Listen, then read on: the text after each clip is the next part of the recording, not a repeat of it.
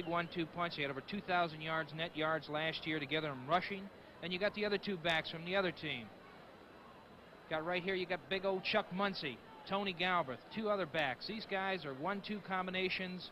They're 4th and 5th in the league in rushing, one guy on both sides. You got Tony Galbraith, 2 in the league in the NFC in pass receiving. These guys do it all. It's going to be a heck of a good thing to see today, watching them both work. Archie Manning back at quarterback last week. A sterling performance against Atlanta after missing 4 games with an ankle injury. Jim Plunkett scheduled to start today, bothered by sore ribs, however, Tom, and we may see some of Scott Bull. Scott Bull, a young quarterback. This guy's got it good. He's really working out very well for the 49ers. I think with Plunkett's injury, with his ribs, it's bothered him quite extensively this year. He hasn't been able to get those passes off as far as throwing touchdown passes. So it should be interesting to see how San Francisco really goes.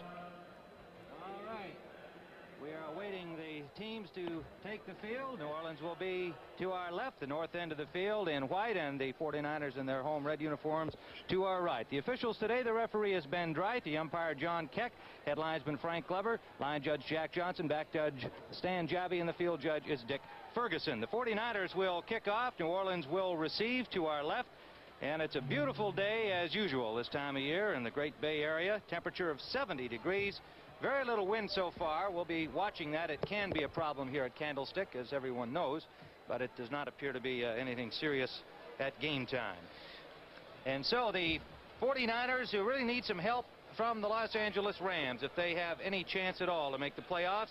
They lost their first 5. They have since come on to win 4 of their next 5, but they lost the big game last week against the Rams, and they are up against it here.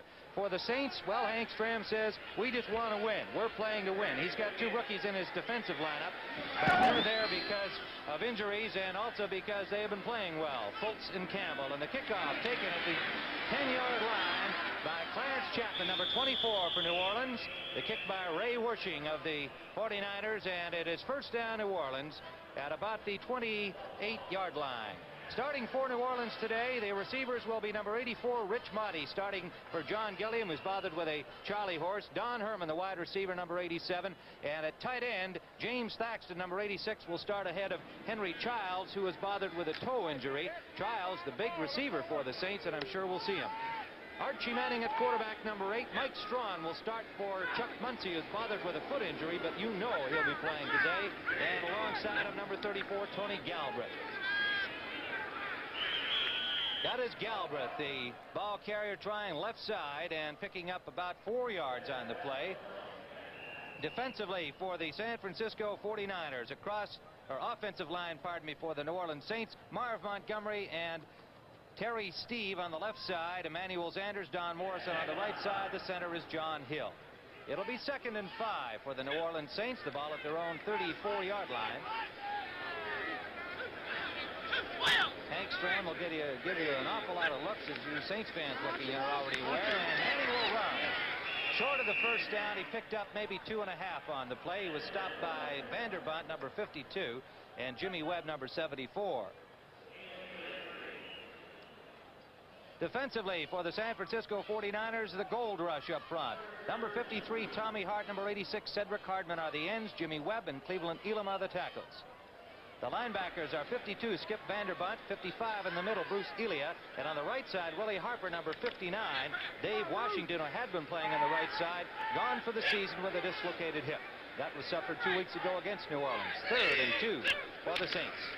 Mike Strong, hit behind the line of scrimmage by Bruce Elia, number 55, slashing in to put the stop on him, and they will be short of the first down, and the punting unit comes on. This is where San Francisco has really been falling down, Tim, as their special teams have been very disappointed in what their effort has been in the last few weeks. Last week they had a punt block. They had some bad punting by Tom Whittam, who had a dual role earlier in the season as far as a field goal kicker and a punter, which put a lot of pressure on him. Right now he should be one of the best punters in the league, but he hasn't been indicative this year of what he's been doing. Tom Blanchard will punt. Stan Black will receive.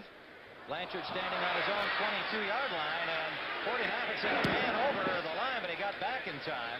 Blanchard's punt taken at the 26 by Black, and he's hit at the 25 and thrown back by number 37, Tommy Myers, the safety, and the 49ers will have their first offensive opportunity.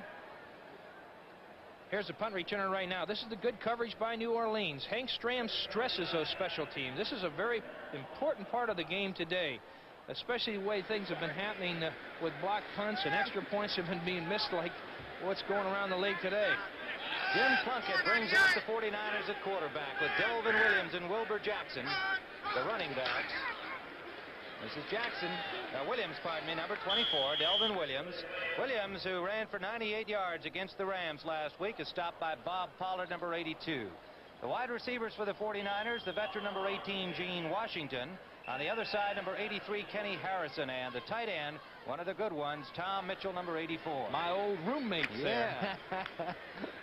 And with Plunkett in the backfield, number 40, Wilbur Jackson, number 24, Delvin Williams, each had better than 100 yards against New Orleans 2 weeks ago. 2nd and 7 after a gain of 3 by Williams. This is Jackson, straight ahead, good hole behind left guard. A flag is down. He was near the first down. Here's a good shot of the end zone. Watch. It's a quick draw right up the middle. There's a holding right in there. Look at the official looking at it. I think we got John Hill right there throwing it right on him. Fetterspiel and Chris put the tackle on him, but the flag is against San Francisco. I think it's Randy Cross, the center for them, has the holding penalty. Let's see what the officials have to say about it. Our referee is Ben Dreith today. Offensive holding, number 51. That's not a bad guess there, Big Tim. Good old Randy Cross came through. Randy Cross, the center, number 51. So it's 2nd and we'll call it 17 to go for the 49ers. In the I formation, slot left. Washington is in the slot, number 18. Now they shift to the pro set, split backs. Plunkett bothered by rib injuries. We'll see how he throws today. That one's right on the money to Kenny Harrison. Connors Chapman, number 24 on the coverage. That ball floated up in the air, though. He didn't have enough zip on it, I don't think. Here's Jimmy setting up again. He's got the protection. He's laying that ball up high. Harrison goes deep up and gets it. Short of the first down, though, Tim. They still have that 3rd down and a long yardage situation here. Gained about 10 yards on the play, so it's 3rd and about 7. And that brings some defensive changes for the Saints in this obvious passing situation. In comes Tommy Myers, number 37, to join the defensive backfield. 3rd down play. We're just underway here at Candlestick, and all kinds of motion. A busted play. Plunkett goes straight ahead. He saw the Saints coming, and I think just elected to hold on to the ball. But it may be that there's no infraction. Is there a flag down, Tommy? I don't see one. I don't see anything at all. The thing is, New Orleans just faked that blitz. They had everybody up on the line of scrimmage, and I think the center got a little over anxious and snapped the ball quick on it. A wasted play for the 49ers, as it turns out, and brings up 4th down. Tom Whittem will punt. Rich Monty, number 84, standing on his 23-yard line awaiting it. Whittem hits from the 20, just got it away. Good punt. Excellent punt, taken at the 25 by Monty. Monty works his way out to the 35, close to the 36-yard line. And he's stopped there by Randy Cross, number 51. Good old Atlanta. They're coming back again right there. 17-0 over Tampa Bay. That poor Tampa Bay team. 25 without a win. Cincinnati walloped the New York Giants today 30-13 as that Central Division of the AFC continues to be a real dogfight. They had to win that one to keep alive. 48-yard punt by Tom Whittem. Saints come out in the I formation, stacked I on 1st down. Manning will throw. Manning will run. He slipped and fell over the 40-yard line. I think he would have liked to have gone a little bit farther, but he also saw 3 red shirts looming at him, and even Manning, although he likes to run, also wants to preserve himself. He picked up about 8 on the play. Los Angeles shut out the Browns today 9-0. I'm a little bit surprised. The Browns have had a good season. They're tough at home. That game was in Cleveland. The last time the Browns were shut out was back in 1972 when Pittsburgh did it to them 30-0. That is bad news for the 49ers to have a Ram victory there today. I'll guarantee you they were watching the scoreboard on that game because they felt if the Rams would lose that game, they need all the help they can get back in this race. 2nd and 3. This is Galbraith, number 34, trying the left guard side. Behind blocking by Terry Steve. And he is close to the 1st down. Let's see if they're going to measure. Another score right there. New England making her tough in that Eastern Division race with Baltimore. They're won 14-6 over Philadelphia. Philadelphia has been a much improved ball club, and every game that they've lost this year has been they've been right in there. Pittsburgh beat the Jets today 23-20, and so again with the Cleveland and Cincinnati scores, a real interesting battle. It is third and about 6 inches for the Saints. Mike Strong, first down. Vanderbunt was there, number 52, and somebody underneath that pile. Mike Strong got the first down yardage, getting up very slowly. Number 72 is Cleveland Elam. This telecast presented by authority of the National Football League, intended for the private use of our audience. Any rebroadcast or other use of this telecast without the express written consent of the San Francisco 49ers and the National Football League is prohibited. First down, New Orleans. The ball at their own 42-yard line. We have no score early in the first period here at Candlestick Park. In motion comes Herman, number 87. Strawn. Good effort by Strawn, who was hit actually at the line of scrimmage. Showed a little Tom Matte workmanship and got himself into the 49ers territory to the 48. Keep those feet moving. That's all I used to hear. Keep them moving. Watch those big guards out in front of you and follow them. Hold on to them if you have to.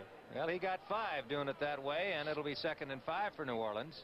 This puts the offense in a good position where you can either pass or run on that second down, so that the defense has to play honest. And when you got that big gold rush up there, you want to keep them down there so they don't get that pass rush if you do want to throw it. It was safety Mel Phillips who finally put the tackle on him.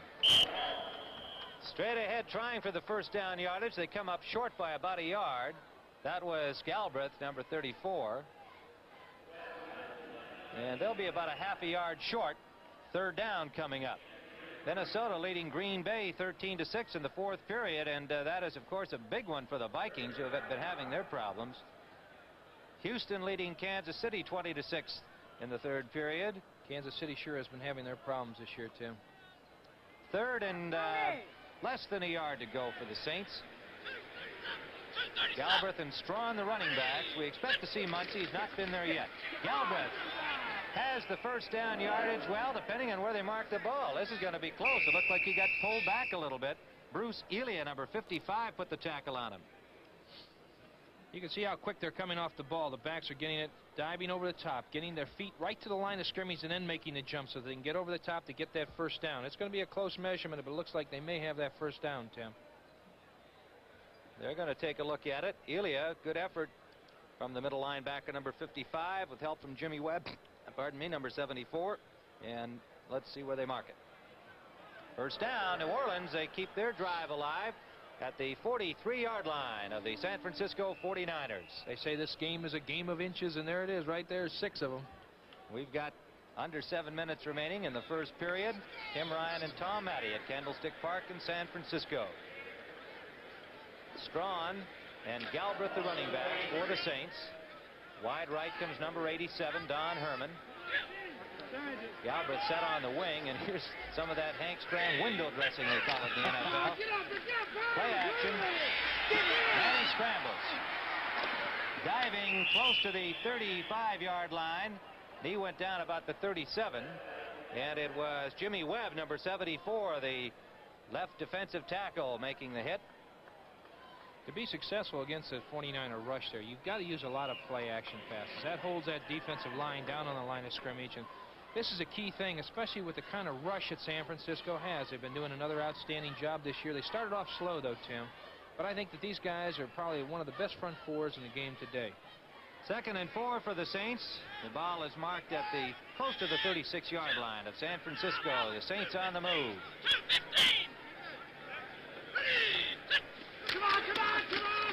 Galbraith, off left tackle, has the first down yardage. Elam, number 72, on the tackle. This is just a quick old dive play, going back to your playbook of off a split T formation. It looked like right there. Just dive right up the middle, pick your hole and run. Galbraith, that big back, getting that extra yardage, getting the first down. They're having the key turnover. I mean, the key plays, as far as I'm concerned, is in third down and short yardage situations. If you can convert them into first downs, they're going to win ball games. And today, so far, Archie's leading a good drive right here, right now. You saw a good block by number 68, Terry Steve, the left guard, second-year man from Wisconsin. Wide right is Thaxton. Slot formation left to get with Strawn. Strawn just keeps digging over the 25-yard line. It was Skip Vanderbunt, number 52, and number 42, Tony Leonard, coming over from the left corner to help him, but not before the gain of, let's call it 6 yards, and 2nd and 4 at the 25-yard line. The Saints moving the ball effectively, both sides of the San Francisco defense. You know, Mr. Strawn is really getting an opportunity to play today. With Muncy, hadn't been practicing until this Friday. He had been hurt all week. And whenever you get a chance to get in there, I had to do this when I played as a back. I sat on a bench behind Lenny Moore a lot of times. And boy, when you get an opportunity, you want to do the best job you can, blocking and running. Tony Galbraith stopped by Cleveland Elam, trying that left tackle side again. Little misdirection play. I'll tell you, Strawn right here. Here's Archie Manning handing off. Strawn gets a good block. He goes around the corner, gives that block so that Galbraith can get to the outside. Galbraith lowers his head right there and gets hit by the big man, Mr. Elam. Ralph McGill, number 49, comes up from his safety position to help out. It is 3rd and about 6 inches, maybe 10 inches to go, very close, and they have had 3 of these situations on this drive, 3rd and very short. You don't have that very often, but they've been moving the ball very effectively. This is what you got to do against this team. You got to establish your running game so that you can set up your passing game. Ball is at the 22 of San Francisco. They're in the eye. Strawn again. Strawn over the 20, has the first down. Mike Strawn. Stopped by Tommy Hart, number 53, the left defensive end. Strawn has rushed 35 times for 170 yards. Did not see much action early in the season, but when Muncy sustained the foot injury a couple of weeks ago, Strawn got to play some, and he got the start today. They're listening very Kim intently. Jones is in. Excuse me, Tommy, number 32, Kim Jones, has come into the backfield. Second-year man from Colorado State, acquired from the Baltimore Colts as a free agent after the Colts had cut him. This is Strawn. Good tackle along the 20-yard line. Willie Harper, number 59, and Tommy Hart, or Bruce Elia, pardon me, 59 and 55. The linebackers, a flag down apparently against the Saints. Big holding penalty here. These are the kind of mistakes that stop drives. You just can't have them, the holding penalty. But there you saw the flow of the defensive line of the San Francisco 49ers. They saw that quick pitch to the outside, and these big guys that they have up in front can really move very well laterally. Muncy has come into the ball game for the first time for New Orleans. The ball set back at the 29. Offensive holding, number 86. Jim Thaxton, number 86, the guilty culprit. And so that sets them back to the 29. A good drive had been underway. Let's see if they can recoup from that. Muncy is in there. First down, 20 yards to go. The ball, as we said, spotted at the 29 of San Francisco. We are still scoreless. Approaching the 2-minute mark here in the first quarter. Muncy on the draw. Straight ahead, nowhere to go. Got maybe 3 yards. Close to the 25, 26-yard line is where they're going to mark it. You can see Manning setting up on the draw right here. Muncy getting the ball, the handoff, opening both those arms to cover that ball. There's a hole there, and then boom. Number 86, Thaxton, just gets knocked back right in the hole, and then everybody comes in and finishes it up. Cleveland Elam and Willie Harper on the tackle. Harper, as we mentioned, starting for Dave Washington. Washington gone for the season with a dislocated hip. Second down, 16 to go. After the gain of 4, Muncy and Jones are the running backs. That's Kim Jones cutting back into the traffic and picked up maybe 4 on the play. It'll be 3rd and long. Let's call it 3rd and 14 to go. Galbraith's coming back into the game here now, too.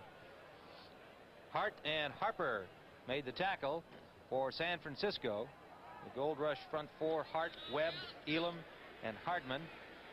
Tom Matty said one of the real good ones, and despite the problems of San Francisco this year, they may not have as many sacks as they normally get, but they've been steady. Herman comes in motion back toward the ball to give us to Muncy. Muncy gets loose. Pushed out of bounds at about the 13-yard line of San Francisco. That's short of the first down, however. Here's a good ISO on Thaxton. A good down block right from the tight end, knocking the big defensive men back into the inside right there. You can see the follow-up. That's the kind of blocking you have to make that play go, Tim. You've got to be able to turn that corner where you get some room to run. Elia, the man to push him out of bounds. It'll be 4th and 3.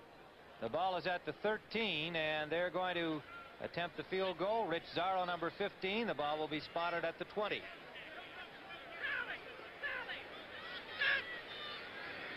Zarro from 30 yards away. And it's good. The New Orleans Saints have gone on the scoreboard to open the scoring here at Candlestick Park with 1:26 remaining here in the first quarter.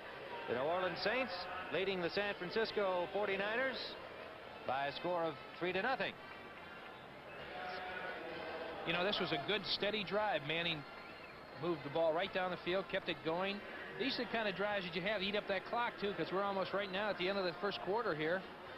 Got 1:26 remaining, so, you know, this is what Strahm wanted to do. He felt that if he could establish that running game against San Francisco, Tim, that he could really open the rest of his game up, and so far he's done that. As Hank said, you really don't want to let that front four of theirs tee off on you.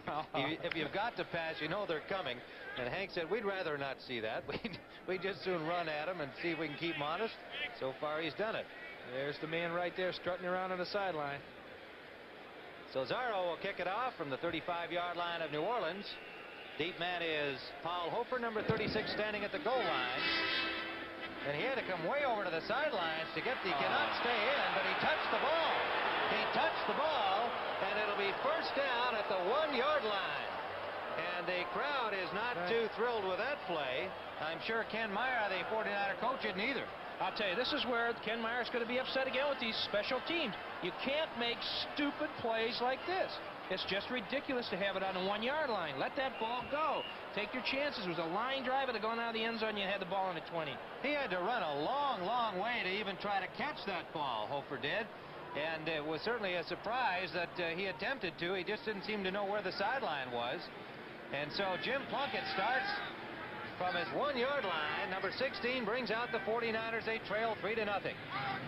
Williams and Jackson, the running back, straight ahead. This is Jackson. He's at midfield. Clarence Chapman in pursuit will push him out at the 20-yard line of New Orleans. Oh! A straight ahead dive play.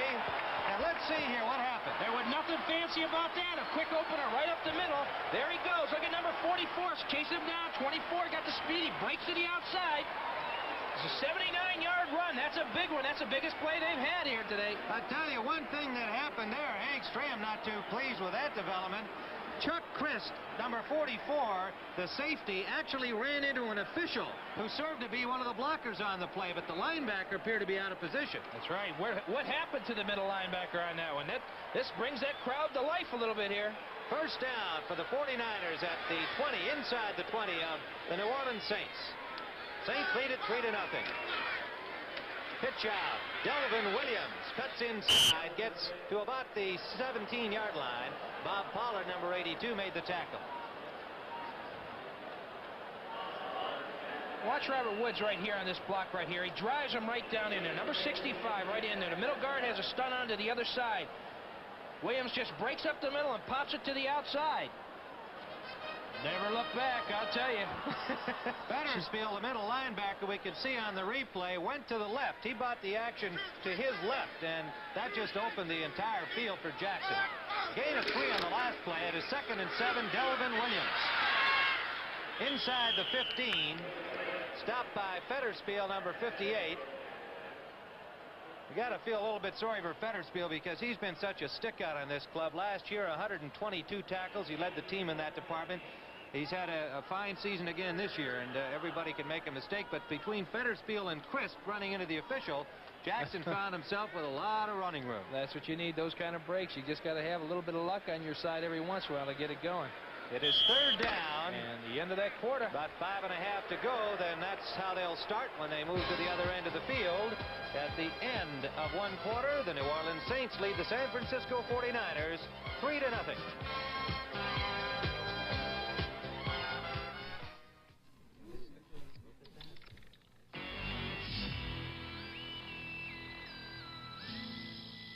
Schlitz Light. Schlitz light beer has a third fewer calories than our other fine beer, and all the taste beer drinkers expect from Schlitz. Is that what the gentleman always orders? That's his beer, the only light beer with gusto. We'll have 2 Schlitz lights. Beer drinkers know it took Schlitz to bring the taste to light. This realistic 40-channel CB radio is on sale right now at your nearby Radio Shack for the unbelievable low price of $49.95. That's 50% off our catalog price. And our realistic Model 466 is ready to use on all 40 CB channels. For under $50, get the convenience and security of two-way CB communication today.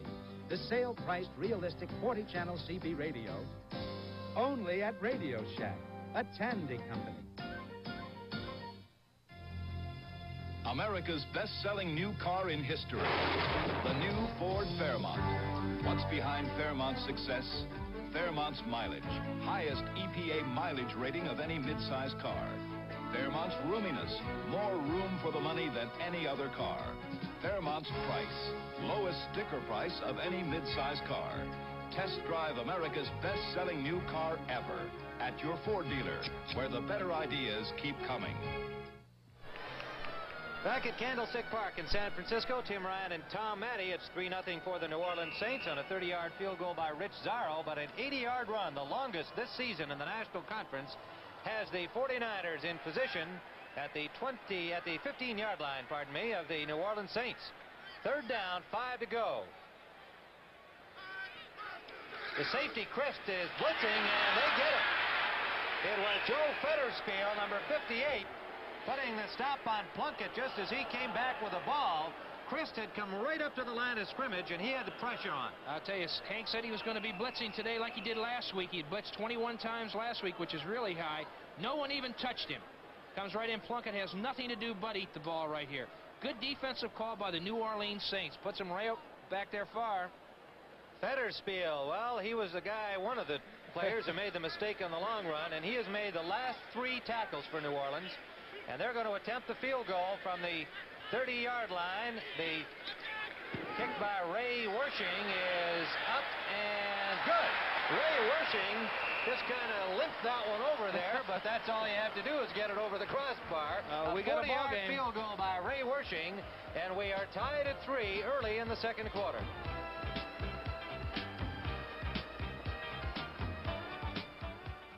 Excuse me, you just bought a new maintenance-free Firestone Forever battery. How come? Well, the warranty. You see, if this battery ever fails to hold a charge for the original owner, that's me, in the car in which it was originally installed, right here, Firestone will replace it free with proof of purchase, provided it's not merely discharged or damaged due to accident or abuse. Oh, and I don't even have to put in water. Does that answer your question? Yes, it sure does. The Forever battery, now maintenance-free. The IBM Series 3, a copier duplicator that does it all. This button gives you copies on both sides. This button gives you reduced copies. This button collates. And to feed it, you don't even have to press a button. The IBM Series 3 copier duplicator, a copier duplicator that does it all. Ray Wersching has just kicked a 40-yard field goal to tie this game at 3 after a good defensive play by Federspiel blunted the drive of the 49ers, and Wersching's kickoff is taken at the 9-yard line by Clarence Chapman. Chapman's got running room. Chapman runs into his own man. He's still loose. Look at Chapman. He can go all the way. Only Wersching is back there, and Hughes is there to block him. Touchdown, Clarence Chapman. Oh, boy. Well, the Saints come off the bench here to congratulate Clarence Chapman, who took it all the way from the 9-yard line. And the New Orleans Saints go back in front. I'll tell you one thing. The San Francisco 49ers special teams, again, are not doing the job. This is where you lose ball games. These are things that you practice, you work on, you've got to work on. Take that time. You can't have these kind of things happening. 2 missed tackles. That last one there by number 28, Mike Burns, backup cornerback. And the only guy with a chance, you see him, number 14, was Ray Wersching, not noted for speed of foot. And he had a pretty good escort there in number 54. I said Pat Hughes. That's not who it was, of course. Yes, it was 54 Hughes, who was with him all the way as an escort, just in case Wershing attempted the tackle. So Zarro will attempt the point after. Blanchard holding, and it is good. And so, with 14:08 remaining in the first half, the New Orleans Saints 10, the San Francisco 49ers 3.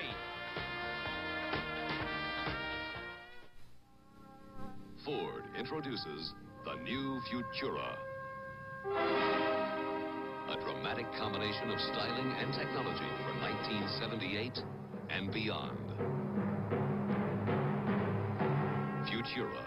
Its striking design is the result of computer modeling and extensive aerodynamic testing. Its excellent fuel economy results in part from the use of high-strength, low-alloy metals in Futura's construction. And Futura's ride is the result of a newly created advanced front suspension system. Futura. In a world where cars are looking more and more alike, it represents a change. A dramatic combination of styling and technology for 1978 and beyond. Realistically priced for today. See your Ford dealer for a personal test drive. Everybody is dead. Robert Redford. Everyone he trusts will try to kill him in 3 Days of the Condor on the CBS Sunday Night Movies at 9, 8 Central and Mountain. Rich Zarro will kick it off for the New Orleans Saints, who have exploded to a 10-3 lead here. A 92-yard touchdown run, returning the kickoff by Clarence Chapman. Hofer takes it at his 4-yard line, and Hofer has a good return for San Francisco. Still going. Hofer hit from behind and brought down at the 43-yard line. And you know he was trying to make up for his error on the last kickoff return that he made when he took the ball out of bounds at the 1-yard line. Well, next Saturday on the CBS Sports Spectacular, the International Record Makers Tournament of weightlifting. A dozen world record weightlifters led by the Russian world and Olympic super heavyweight champion Vasily Alexiev, and along with the World's Strongest Men competition next Saturday, 5 p.m. Eastern Time. Wilbur Jackson, number 40, trying the left side. Fettersfield put the tackle on him, and he got maybe 1.5 yards. Well, a thrilling return by Clarence Chapman. Let's see it again. I'll tell you, we got some excitement here. Mr. Chapman makes a great run. Not only does he pick his hole well, but here, watch how he cuts away from the grain right here. He breaks to the outside, breaks that arm tackle right there. Then all he has to do is pick up a blocker and really runs it in. It is 2nd and nearly 9 to go for the 49ers. Defending to our left in red. Plunkett complete to Harrison. First down yardage for the 49ers at the 45-yard line inside the 45 of New Orleans. Ernie Jackson, number 30, on the coverage. Here's Plunkett setting up right now. Sets up, goes his primary receiver right there. It's a hook-in pattern. Comes up, defensive back is just late getting to the ball. Picks up that first down. They got to keep this drive moving and get back in the ball game again. I'll tell you, I didn't expect this quite as exciting a ball game, Tim. No, I think perhaps the special team problems of the 49ers that they've experienced during the season have led to some of that with Chapman's return, but we've had lots of action. Flags everywhere. Looked like movement on the right side of the 49er line. That first down play. Hey, the one thing that New Orleans is doing is they're mixing up their defenses down here at the line. They look like they're coming with that blitz, and that screws you up. 69 false start. Woody Peoples on the false start. Here it is right here, the false start, right at the guard coming out too quick. Those linemen are bouncing around out there, no place to go. 1st and 15. A couple of people are interested in this score, I'm sure. Denver leads Baltimore 7-0 in the first period. 41-yard touchdown pass, Morton to Rick Upchurch.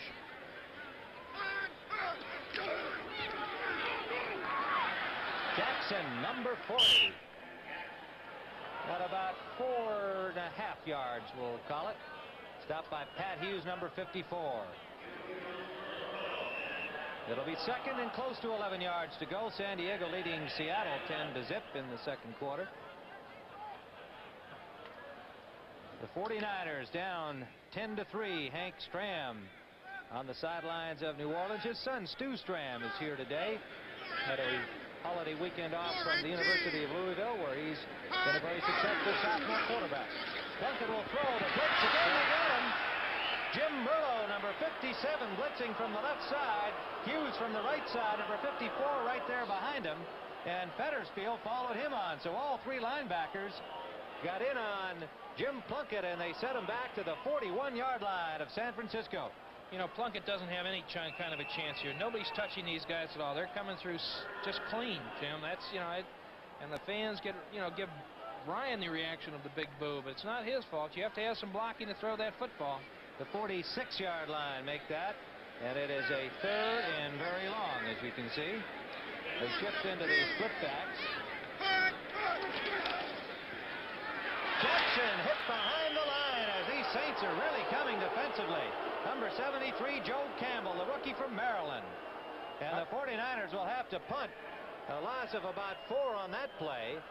The big man comes straight across again. He's coming through untouched. The back has got to have some room to be able to make a move to be able to run the ball. They've got two rookies on that front four of the Saints. Mike Fultz, number 72. Joe Campbell, number 73. Fultz at left tackle. Campbell at right end. A bouncing snap. Fielded nicely by Whittam. His punt hits at the 25.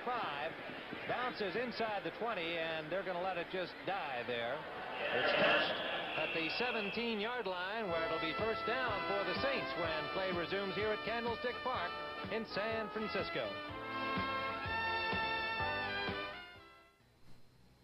I don't think there is a word in French for flirting, and no place in my life for it. Flirting is a game, and I don't play games. If I'm interested in a man, I let him know it. Directness can be so satisfying. Like Chanel No. 5 perfume, spray perfume and spray cologne. Chanel. It's one of the pleasures of being a woman. From blazing heat to paralyzing cold, season after season, the J.C. Penney battery has more power to start your car more dependably than any other car battery you can buy. And it never needs water. In fact, it's so dependable, it's warranted for as long as you own your car. If it ever fails to hold a charge, return it. We'll replace it, free. Only at J.C. Penney Auto Centers or catalog desks. It's the last battery your car will ever need. One of the cheerleaders here at Candlestick Park and the Sal Carson Band, known coast to coast. Actually, Sal Carson been playing here a long time. I can remember when I used to live in the Bay Area. He was a 49er band leader. Interesting stat here, Tommy, that the Saints haven't thrown a pass yet. Their offense has come mainly from Clarence Chapman. Kickoff return, man. They've been running the ball well, and they run it well on this first down from their own 17-yard line. Tony Galbraith picked up close to 6 yards, Tom. Well, the thing is this, is that, you know, Manning doesn't have to do anything. He doesn't have to throw the ball. You got these two big backs running. He hasn't thrown a pass as yet. Minnesota has defeated Green Bay 13-6, an important win for the Vikings. Another tough loss for Bart Starr's Packers. In motion is Herman. 2nd and 5. Mike Strawn, number 33, back in the lineup, and Muncie spot at running back. Got a couple trying the right side, ran into a lot of traffic over there. Mel Phillips, the safety, came up and got in on the action along with the linebacker Skip Vanderbilt, number 52. It'll be 3rd and 2. There you are. What's happening down there in Houston? The boys are going crazy. They're beating Kansas City 26, fourth quarter. Two quarterbacks in this game, Plunkett and Manning, along with Pastorini down in Houston, all came in the so-called year of the quarterback back in 1971. All three turned out to be NFL starters. Quite an achievement. Manning bothered with injuries and bothered again this year, and something he didn't like, and he elects to call timeout. You know, these kind of mistakes, I think, when you're up in the line of scrimmage, if he doesn't know exactly what he's doing, he's got to call the timeout. But you know, timeouts are so important in the last 2 minutes of a ball game that, you know, you really like to save them. And I guess I was lucky. I played with one of the guys who I considered the master of the 2-minute offense, and that was Unitas. He really held those timeouts down to the last second. We've got 9:32 remaining in this first half. And some more golf action coming up on CBS Saturday, December 3rd at 4 p.m. Eastern Time. The Mixed Team Championship from Largo, Florida. Teams comprised of one member of the PGA Men's Tour and one member of the LPGA Tour. Field headed by defending champions Chichi Rodriguez and Joanne Washam. Ben Crenshaw will be teamed with Judy Rankin. Arnold and Sandra Palmer, no relation, but two of the big hitters in golf, are playing together. Jerry Payton, Hollis Stacy, Lanny Watkins, and Laura Baugh. That should be a lot of fun. The Mixed Team Golf Championship from Largo, Florida, Saturday, December 3rd, Sunday, December 4th, here on CBS. Even CBS, we're trying to have that equal rights there with the women, huh? Oh, we got Challenge of the Sexes and all that good stuff. I'd say that Challenge of the Sexes has been an interesting program, Tim. They've really done a great job with that. Our director today, Tony Verna, is involved with that, and we do want to say happy birthday to Tony. It was his birthday yesterday. Just gave us the raspberry in the headset because he's afraid we're going to say how old he is. But since he won't admit it, we won't mention it. And one of our cameramen, Dave Finch, has a birthday today. That's his out of focus shot on the air now. Thank you. Tony Verna, our director, passed that on. Third down. New Orleans Saints, they lead us 10-3. They shift into the split backs. 3rd and 2. Fanning the throw. Complete. Galbraith out of the backfield. And he got the first down yardage. No, Rich Motti, number 84. Rich Motti, the wide receiver, just darting out into the flat. First pass of the game by Archie Manning is complete for the first down. Archie saw the splits coming real quick, sets up real quick, leads that ball to the outside. Motti catches it right there, gets the first down. I think that San Francisco's trying to do the same thing as New Orleans has been successful with, is coming with that blitz. They're doing it more and more. Galbraith, number 34, the leading receiver, 35 catches for the Saints and often gets the pass in that situation, but they fooled everybody, including the announcer, and threw it to Motti. Play action. Manning deep. Intended for Thaxton. Double coverage. And is it picked up? Yes, it is. Yes, it is. Mel Phillips' play is dead. Play has been called because he went down with the ball, but he caught it. Mel Phillips, the veteran, number 32, and the 49ers will have first down at their own 30-yard line. The thing that set this up is a pressure by the big four right now, front four right there. Manning just lays that ball up. Bad decision on his part right there with that pass. Not a good pass.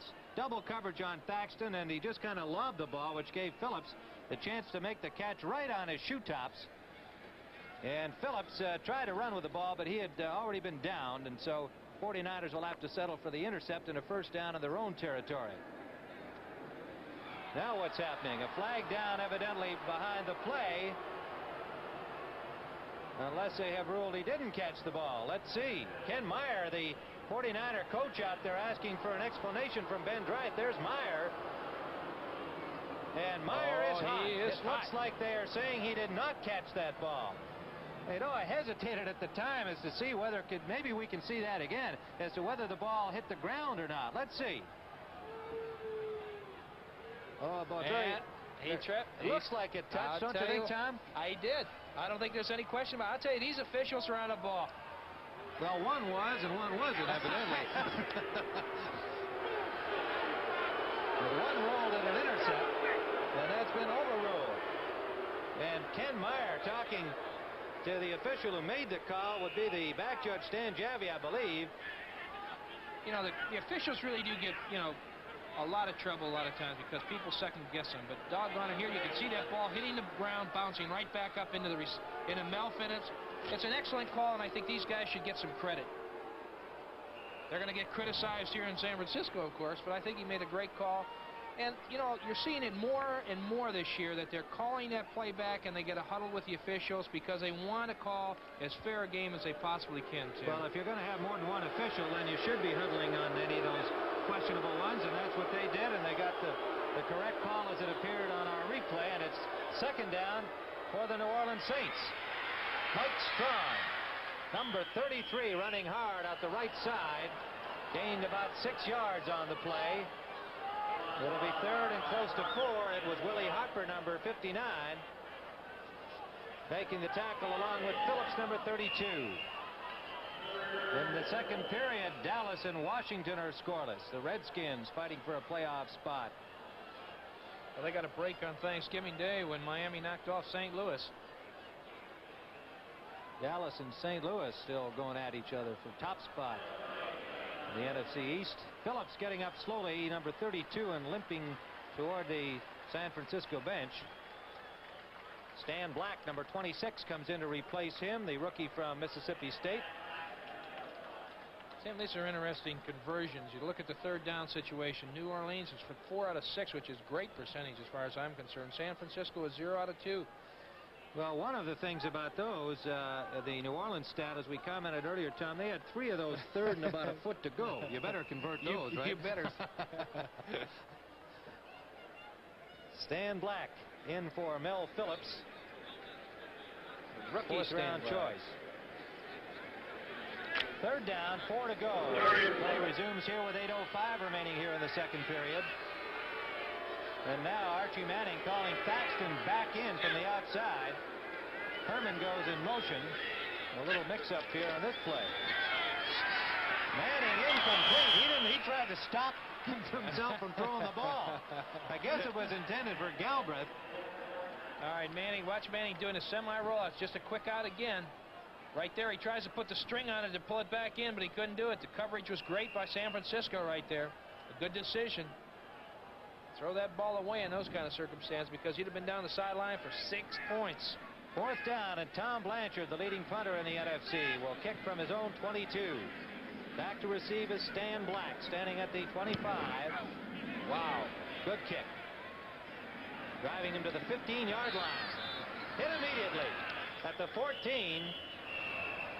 Number 37, Tommy Myers, down there to put the stop on him, and the 49ers will not have your basic good field position when they have first down. The Fiesta Bowl on CBS, Sunday, December 25th, Penn State and Arizona State. Penn State winning a thriller against Pittsburgh, and they will be in there against Arizona State here on CBS Christmas Day. The Sun Bowl also on CBS Saturday, December 31st, Stanford and LSU, and we were over at the Stanford campus yesterday. And then the Cotton Bowl is the biggie. Monday, January the 2nd, Texas, number 1 ranked against Notre Dame.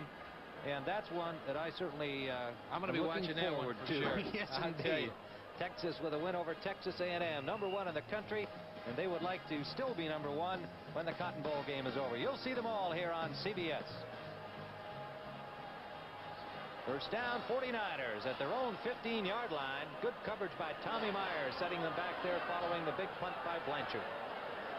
Play action. Plunkett. Complete to Harrison. Good hit. Loose ball. Picked up by Merlo. And the Saints, if there are no flags or whistles, Saints have first down at the 35-yard line. A tough break for the 49ers there. Again, Plunkett really sets up right here. He finds his receiver, looks back to the backside. It's a great throw. He really drills that ball. A good catch, but look at that hit right there. Coughs up that ball. Big number 57 comes in, makes a recovery. That's a break that, you got to make these kind of breaks, and New Orleans is making them today. Chuck Crisp, number 44, was the man who popped Harrison, and good play is turned over to the 49ers, to the Saints, and they have first down at the 35-yard line.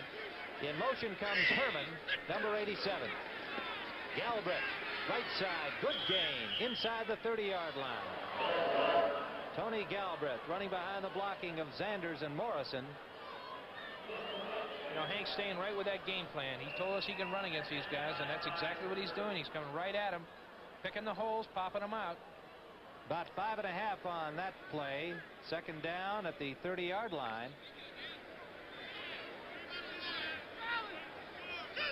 Wide left comes Thaxton, number 86. Starting for Henry Childs. Childs bothered with a toe injury.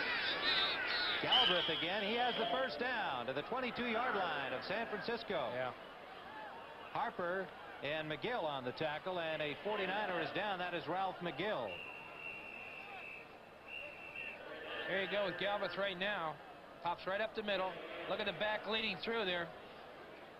McGill will come right in the corner right here of your screen right there, right at the end. He hits in there with his shoulder. Looked like he collided with his own man, eh, Tom? It sure does. I tell you, they finish it up there. You know, Galbraith's having a pretty good day so far today. He's 9 offensive plays he's run. He's picked up 37 yards. Chuck Muncy back in on this series for the New Orleans Saints. Well, as usual, plenty of NFL action on CBS next Sunday. Chicago at Tampa Bay. The Bears still chasing the Minnesota Vikings. St. Louis and the New York Giants, a big one for the Cardinals there. And Washington against the Buffalo Bills. Next Sunday, regional action on CBS. And Detroit at Green Bay. Philadelphia at Dallas. The 49ers will be in Minnesota. All here on CBS. I don't think the 49ers want to go up to Minnesota. They're having some nice cold weather up there. It'll be a little different than the beautiful weather we've got here today. 70 degrees here at Candlestick Park.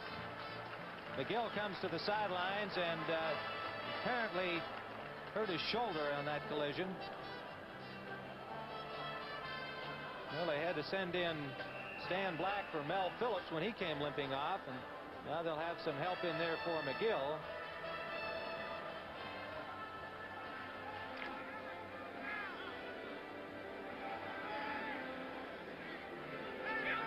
Number 22, Eddie Lewis, in the ball game for McGill. Defensively for the 49ers. First down, New Orleans.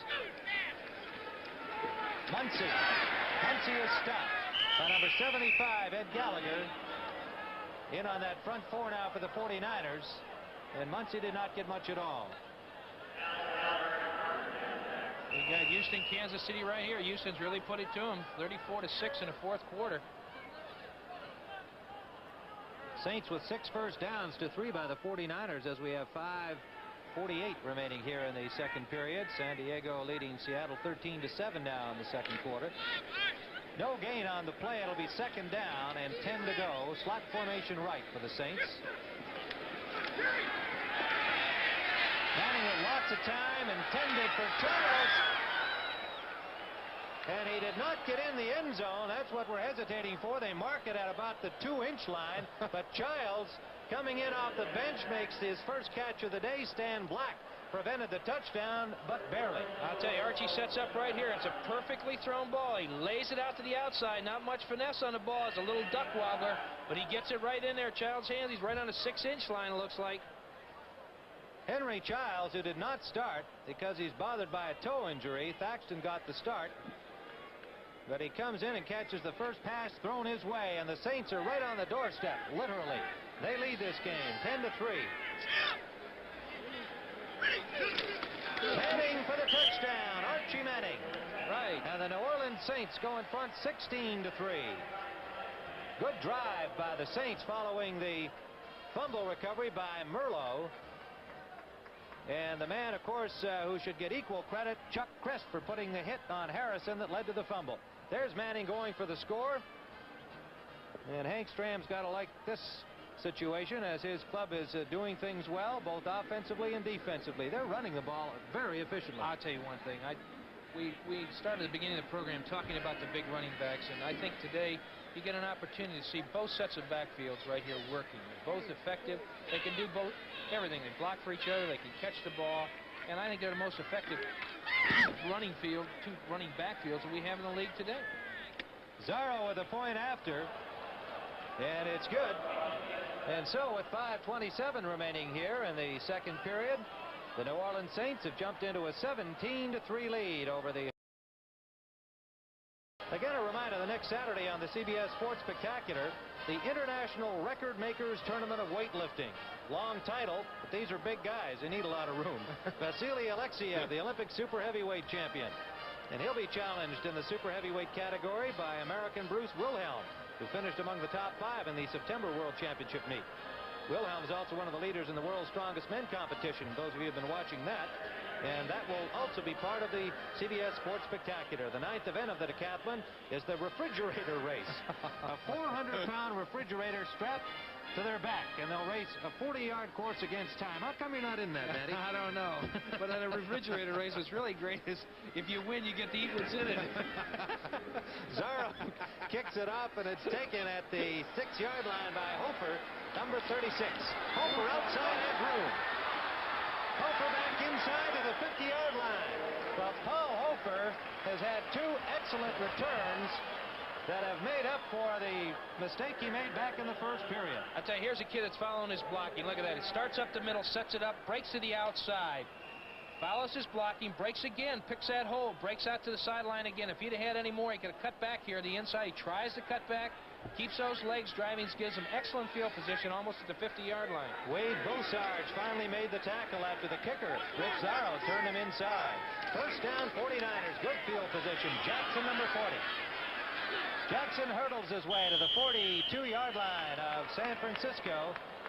Here you see my old dog 42 of New Orleans. You'll see my old dog roommate right here, number 84, Tom Mitchell. One of the best blocking tight ends in football today, I think.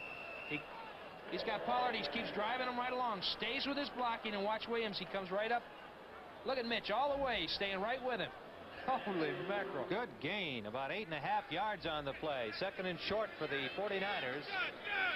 They're at the 42-yard line of New Orleans. Delvin Williams, good defensive play. Fetterspiel, number 58. Cutting through the traffic, and let's see if he got the first down yardage. No, he's short of it. Look at this. Denver 14, Baltimore nothing in the second period. Craig Morton has passed for another touchdown, this time to Jack Dolben. I tell you, my boys in Baltimore must be really taking gas. 14-0 that second quarter. Wow. Third down and a little less than a yard to go here for the 49ers. Boy, they want to keep this alive. 17-3. The Saints lead it. Williams hits and keeps going and has the first down yardage. Good effort. Second effort by Delvin Williams.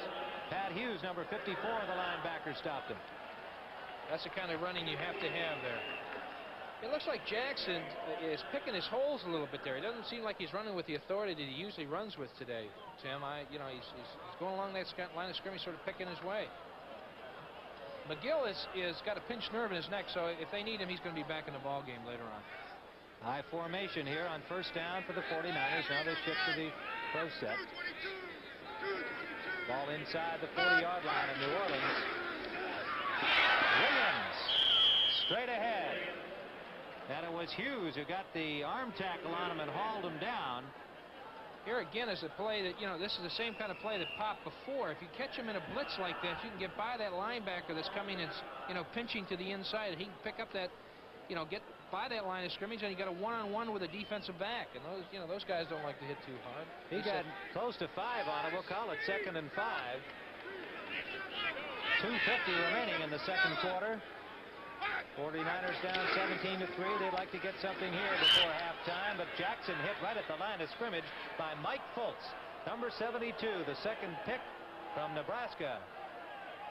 And setting that Saints defense, Grooms, number 78, Fultz, number 72 on the left side, Bob Pollard playing over at right tackle, normally the left defensive end for the Saints, and Joe Campbell, the rookie, number 73 on the right side. The linebackers, Fetterspiel in the middle, Merlo on the left, Hughes on the right. The secondary, Ernie Jackson, Jim Marsalis, Chuck Christ, and Clarence Chapman. Third down. Big one here for the 49ers. Here come the Saints again, and Jackson's got room. Jackson will score. Touchdown. There again, that's what happens on the blitz. You pop it, you can go all the way. Wilbur Jackson. And the 49ers right back in at 35 yards for the score. They had the whole team coming right there, and Jackson just popped it up the middle. All he has to do is put on the steam and pumps it away. They're right back in this ball game, Tim. 17-9. Ray Wersching will attempt the point after. The thing that is, New Orleans has been so successful prior to this with stopping it on that on the big blitz with everybody coming. Jackson has 124 yards rushing. Tom Whittem will hold for the point after. We talked so much about these running backs. Jackson and Williams, Muncie and Galbraith. And the point after is good from Ray Wersching, number 14. And we've got ourselves a most interesting ball game. 2 minutes and 1 second remaining. All right, here you go. Now watch the linebackers coming straight across. There's a good key block right there. Williams just pops it. You can see how much room he has right there. He just breaks it, puts on the speed. Gives a little high step right here. Those are the kind you like to do when you know you're going to get in that end zone. Wilbur Jackson, and that makes it 17-10 as we are approaching the 2-minute warning. Should occur just after the kickoff. Wersching will kick it off from the 49ers 35 to our left, and the cable car is in action around the field here at Candlestick, celebrating the score by the 49ers. I've heard everything. In Baltimore, we got a horse that runs around, but I never noticed the cable car going around. Oh, yeah, that's almost as traditional as Sal Carson's band. All right. Low kickoff. It's touched and fielded neatly at the 15-yard line. Kim Jones. And it's out of bounds, close to the 35. So the Saints will start 1st and 10 from their own 35-yard line. And they lead it 17-10 with 2 minutes to play in the half.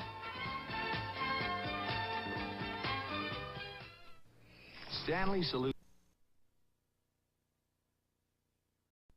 Thanks. Stanley, the do-it-yourself company. Stanley, we want to help you do things right.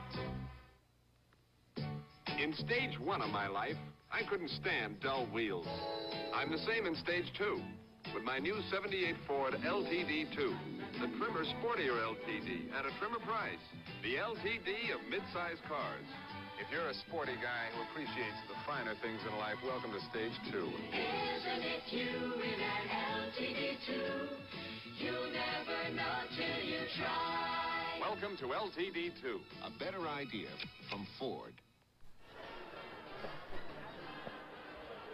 Well, we're back here live again, right here, back in good old Candlestick Park, San Francisco, the greatest town in the country, I think. It's a great town, but I'll tell you one thing, we got that Super Bowl coming up down in New Orleans.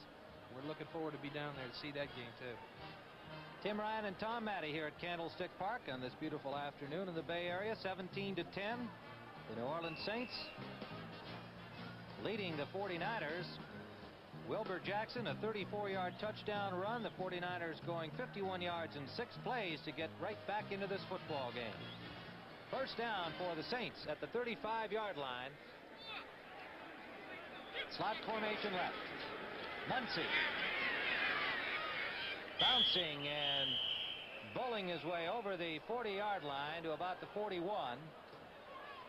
Muncy has not seen a great deal of action in this first half as Mike Strawn started. Muncy bothered by a sore foot, as you probably know. Flag down on the play, and let's sort that one out. Referee Ben Dreith will have the word for us shortly. I've not seen a preliminary signal as yet. Neither have I. I wonder if it's holding. Usually when it's there, it's got to be holding. It's back here. He dropped the flag back a little farther when it happened.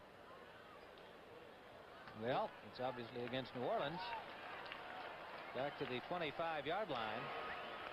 Offensive holding, number 79. Emmanuel Sanders, very fine veteran guard on the right side of the New Orleans offensive line. So it is 1st and 20. The ball at the 25. We have not had a lot of passing in this game. Jim Plunkett 3 for 3, Manning 2 for 4. The running has been efficient, and the big plays has come from the special teams. Galbraith, nowhere to go on that right side.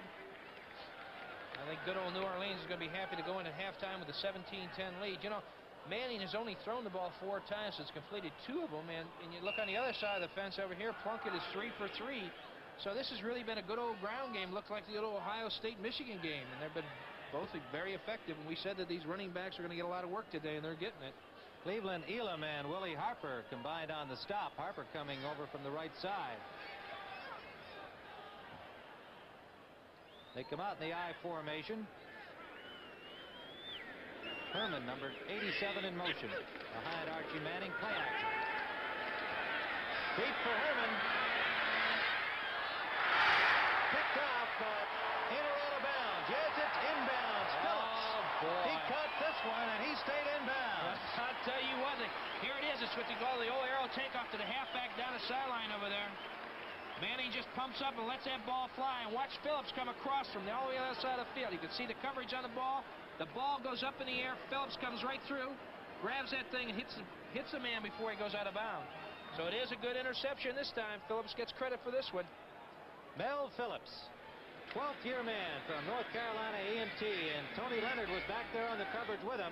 Herman was the man in motion, but they had good double coverage on him. It's first down, 49ers. The ball at their own 26-yard line.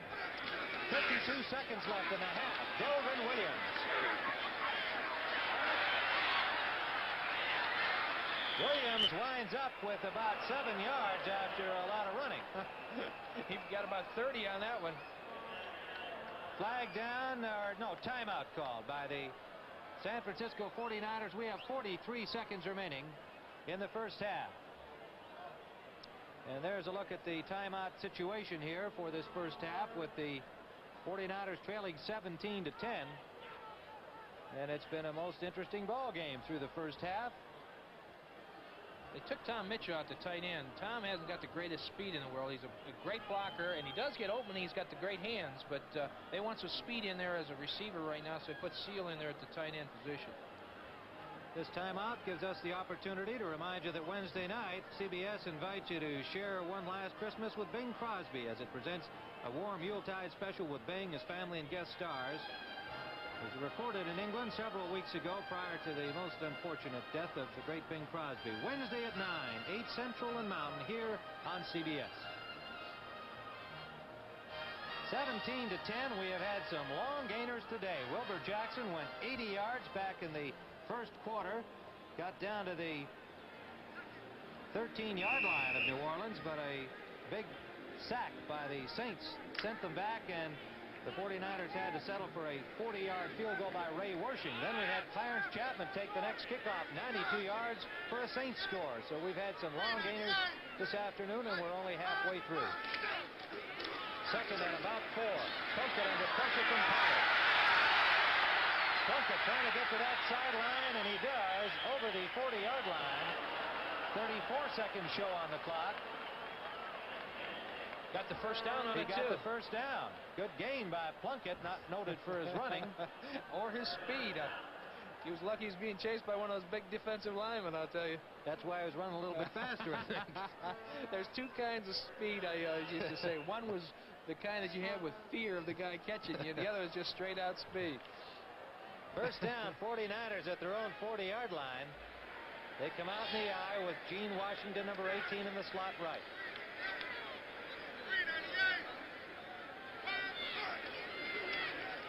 Saints are blitzing.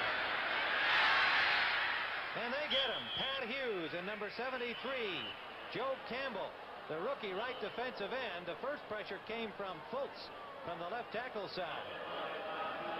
Loss of about 5 on the play.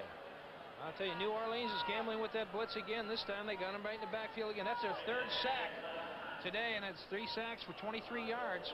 Another timeout call by the 49ers with 27 seconds remaining in the half. They trail by 7, remember. Look at this. Oh, the old dogs in Washington are pulling it out. 7-0 over Dallas the second quarter. Joe Theismann, a 1-yard touchdown run with 2:36 remaining in the half in that game. They're not quite to that 2-minute warning in that game against Dallas. Good old Washington they have to win this game to stay alive if they want to get it. Jim Plunkett conferring with Ken Meyer. They'll have second down. The ball at their own 36-yard line. Close to 15 yards to go for the first down, and they've got that clock to worry about. 27 seconds left in the half. Well, we've had a wide-open football game, basically a running game, but as we've commented, the big gainers have provided the excitement. 2 of them by Wilbur Jackson from the line of scrimmage, and the 92-yard touchdown run by Clarence Chapman for the New Orleans Saints. Those good old 80-yard runs are the kind that you like to look up in the statistic book, because that really adds, those net yards to your per carry. And boy, I tell you, that helps when you're carrying down there about 3.9. It'll jump you up to about 4.2 yards per carry. Sal Carson's band bringing it to you during the timeout. Second down. Plunkett. Sideliner. Almost intercepted. Early Jackson, number 30, intended for Harrison, number 83. If Mr. Jackson would have had that one, Tim, he'd have been down the sideline dancing in that end zone. Harrison was actually open on the play, but the ball hanging a little bit, and Ernie Jackson went up for it. Couldn't quite hang on. Third down for the 49ers. 21 seconds on the clock. Harrison wide right. Washington wide left.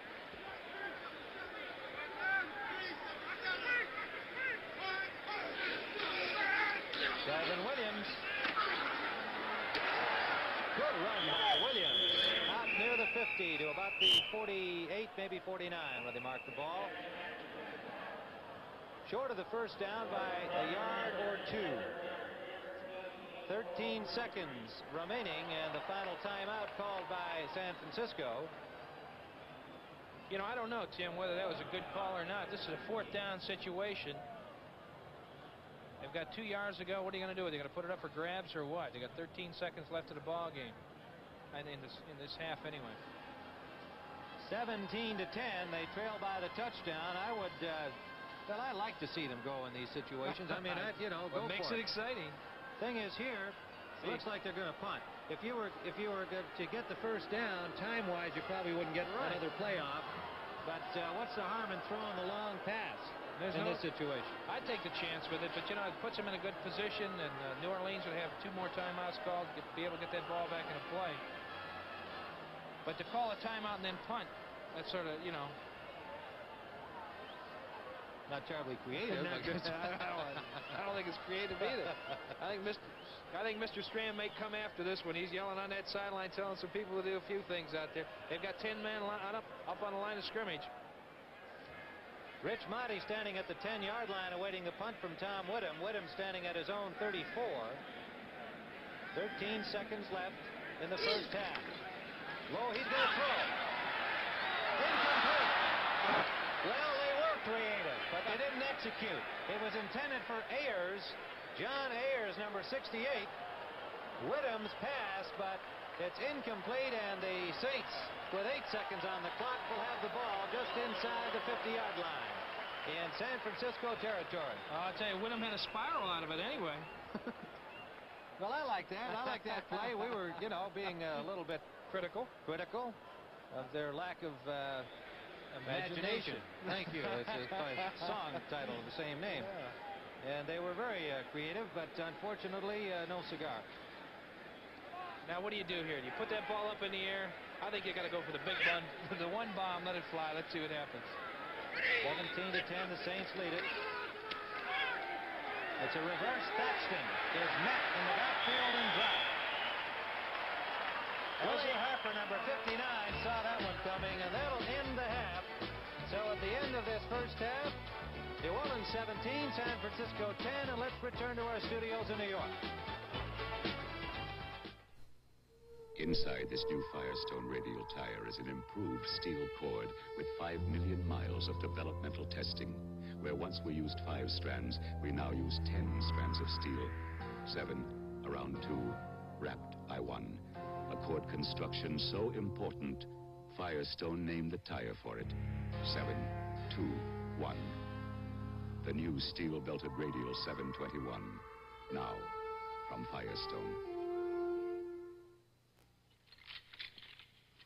Are you still chained to? Gotcha! The rechargeable Norelco rotary razor lets you walk away, free from nicks and cuts. Its 36 surgical steel rotary razor blades are safely protected inside 3 floating heads to give you a comfortable shave that's razor close, razor smooth, for up to 3 weeks on a single charge. The rechargeable Norelco rotary razor. It lets you walk away from gotcha. When do you say Budweiser? After we find 1 more mile an hour. When do you say Budweiser? Right now, or any time that's right for a cold beer is perfect for the smooth taste of the king of beers, Budweiser. When you say Budweiser, here's to you, gentlemen. You said it all. Archie's in for surprises, and you're in for some laughs when a secret vigilante group recruits him. Would you join us in a little reprimand? Hey! I'm with you all the way. I'll be a member of the club for life here. Something special on All in the Family, earlier this Sunday at 8, 7 Central and Mountain. Next Saturday at 5 p.m. Eastern, CBS Sports Spectacular presents the International Record Makers Tournament of Weightlifting with the world and Olympic super heavyweight champion Vasily Alexiev of the Soviet Union heading an international field of world record weightlifters.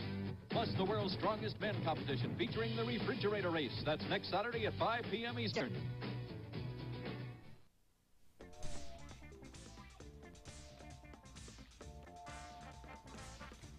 Cleveland Browns were beaten today, and the Pittsburgh Steelers took a game lead in that tough AFC Central Division race because of action like this. Bradshaw pulling out against the New York Jets. He wants Stallworth, and he's got him for the touchdown.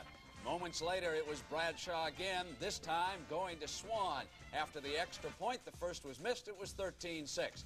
But the Jets don't quit under Walt Michaels. Here's Robinson to Scott Durkin for the touchdown. Game tied at 13. Durkin had a big day, fumbles there, and Robin Cole pounces on it. Franco Harris later goes over from the 1. It was 20-13. Richard Todd, playing for the first time in 3 weeks with an injured knee, hit this touchdown pass. It was not enough. Final score, 23-20. Pittsburgh over the New York Jets. Right now, several important games are working. Let's get you up to date around the league. Seattle leading San Diego by a point. That game is in the second quarter. Baltimore just kicked a field goal at the half. The Broncos lead. 2 touchdown passes by Morton. Dallas and Washington in a tough one. And that Redskin defense is turning in a sensational afternoon so far. New Orleans, San Francisco, the game you're watching at the half. Saints lead it by 7 points. Some great plays in that game. 34-13. Houston explodes past Kansas City today. Now finals. Minnesota over Green Bay by 7. Pittsburgh beats the New York Jets by 3. New England beats Philadelphia 14-6. The Eagles miss an extra point, an 8-point margin. Cincinnati routs the Giants 30-13 the final in that game. Los Angeles drops Cleveland a game back at Pittsburgh with a 9-0 shutout. And Tampa Bay loses for the 25th straight time. 10 of those 25 setbacks are shutouts. Jimmy the Greek, come on in now and give us your early line on the bowl games. Let's start with the Cotton Bowl. Cotton Bowl. Texas by a razor's edge to remain #1 over the Irish. Michigan will be the strongest favorite of all the bowl teams in the Rose Bowl over Washington.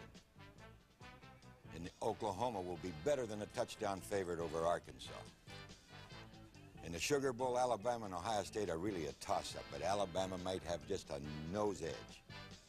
In the Fiesta Bowl, Penn State by a touchdown over Arizona State.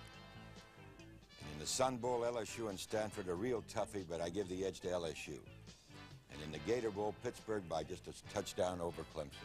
There you are, the gospel according to the Greek. And the NFL today will continue on CBS right after these messages from your local stations. Share a One Last Christmas with the beloved Bing Crosby in a Yuletide special taped recently in England. Wednesday night on CBS.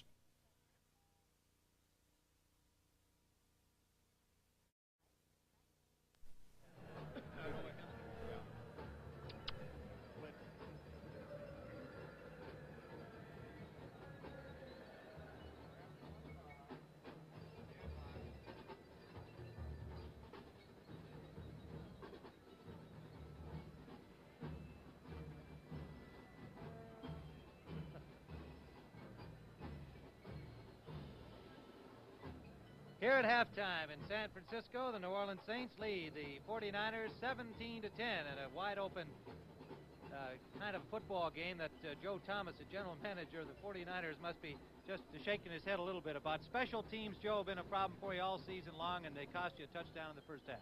Well, you know, we had this problem right from the preseason on in one fashion or another.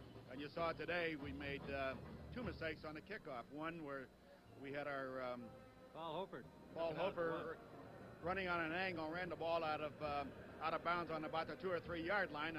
I'm not sure if he knew exactly where he was on the field, but he had to make a hard run to catch the ball. He couldn't control himself, and we wound up with the ball 2 or 3 yard line.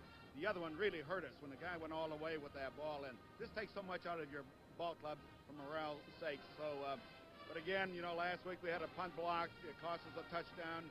We had a low kick. So it's been plaguing us all year long. Joe, when you took over here, it was another one of those kind of reclamation projects for Joe Thomas, who's done so well elsewhere. But you came in here in a little bit different situation. You had a very solid football team, and yet You went 0-5. How do you explain that? You haven't had a lot of tough injury problems. This is a pretty good football team in terms of personnel. Well, this is the thing that we have to look at when the season's over. We're going to check our personnel out thoroughly and see if we have to make any moves any place and whatnot. Are you saying maybe they're not as good as we think they are? That's the thing we have to check to see, and hopefully we can. The big thing that hurt us here, we didn't have a first or second round draft choice this year. You know, last year they gave up 2 first rounds, and the thing I think that hurt our football club more than anything else here, Tim, is in the last, since 71, we've had, the club here has had 9 first-round picks. We have 3 ball players to show for it. That's Plunkett, Webb, and Jackson. Now, that's 3 men out of 9 picks, first-round picks. And your first and second-round picks, this is where the cream of the crop is, what you have to do well in. And, you know, last year we didn't have a first, a second, or a fifth. So I hope this year, having all our draft choice, we can come up with a couple of young people to come in and give us a little inspiration. Joe, what about Jim Plunkett? He has not had an outstanding season, but nor has the entire team. How do you feel about him and his future with the 49ers? Well, we haven't been scoring much, and this is the thing that I say, when the year's over, we got to evaluate where it is, if it's our offensive line or where it is. Now, Jim is, the big thing about Plunkett is he's lost a lot of weight to start the season, and he's thrown the ball better, and I believe, than he did last year. He's had some sore ribs, been plaguing him for the last several weeks, and I think it's hurt his throwing somewhat. And today, you know, he threw a couple of good balls. We had one fumbled, and you never like to place a blame on any one particular person. I know when you lose, you want to blame it on a quarterback. When you win, the quarterback gets the most credit. But it's not that way. You've got to have a solid football club to be a winner. Well, Joe, the thing is also true, though, that you've got to build around a quarterback, and you went out and got Burt Jones when you were in Baltimore. And certainly the success of the Colts has been largely because of Burt Jones. Sure, he's got a good supporting cast, but the question is really, do you think that Plunkett can be the kind of quarterback leader that Burt Jones is, or others? Well, you know, we're talking about probably, to me, right now, the best quarterback in all football. But after watching Bob Greasy last week, I don't know. I don't know what they're feeding him down there, but after watching that Thursday ball game, he looked awfully sharp. But every place I've been, this is one thing that we always try to look for is a quarterback to make sure he's a winning quarterback. We had Tarkenton, we had Greasy, and then we had Burt Jones. I don't know in college yet if there's anything that's that outstanding or not. If there is, we're going to go after him if he possibly can. You could never have too many for a good enough quarterback. All right, the other guy that always gets burned when a team is having problems is the coach. And what about Ken Meyer? How do you feel about him? Are we going to get a vote of confidence here today? Well, you know, this vote of confidence, I always say, it's a kiss of death, and that's why I never talk about that. We're going to watch our program all the way through. We have to evaluate our whole program all the way through. You know, we got in here in April, and we got a late start with this football club this year, and we just got to do the best job we can, get through the year, and I'm just sorry we lost the ball game last week. That was the turning point of our season. If we won the ball game against the Rams last week, anything could happen, and it could happen today. It's so much tougher to keep your club up in a situation like this than it would have been. You can tell by our fans. We were sold out last week. We even locally TV'd it. And if we won last week, I know we would have had better than 50,000 people here today.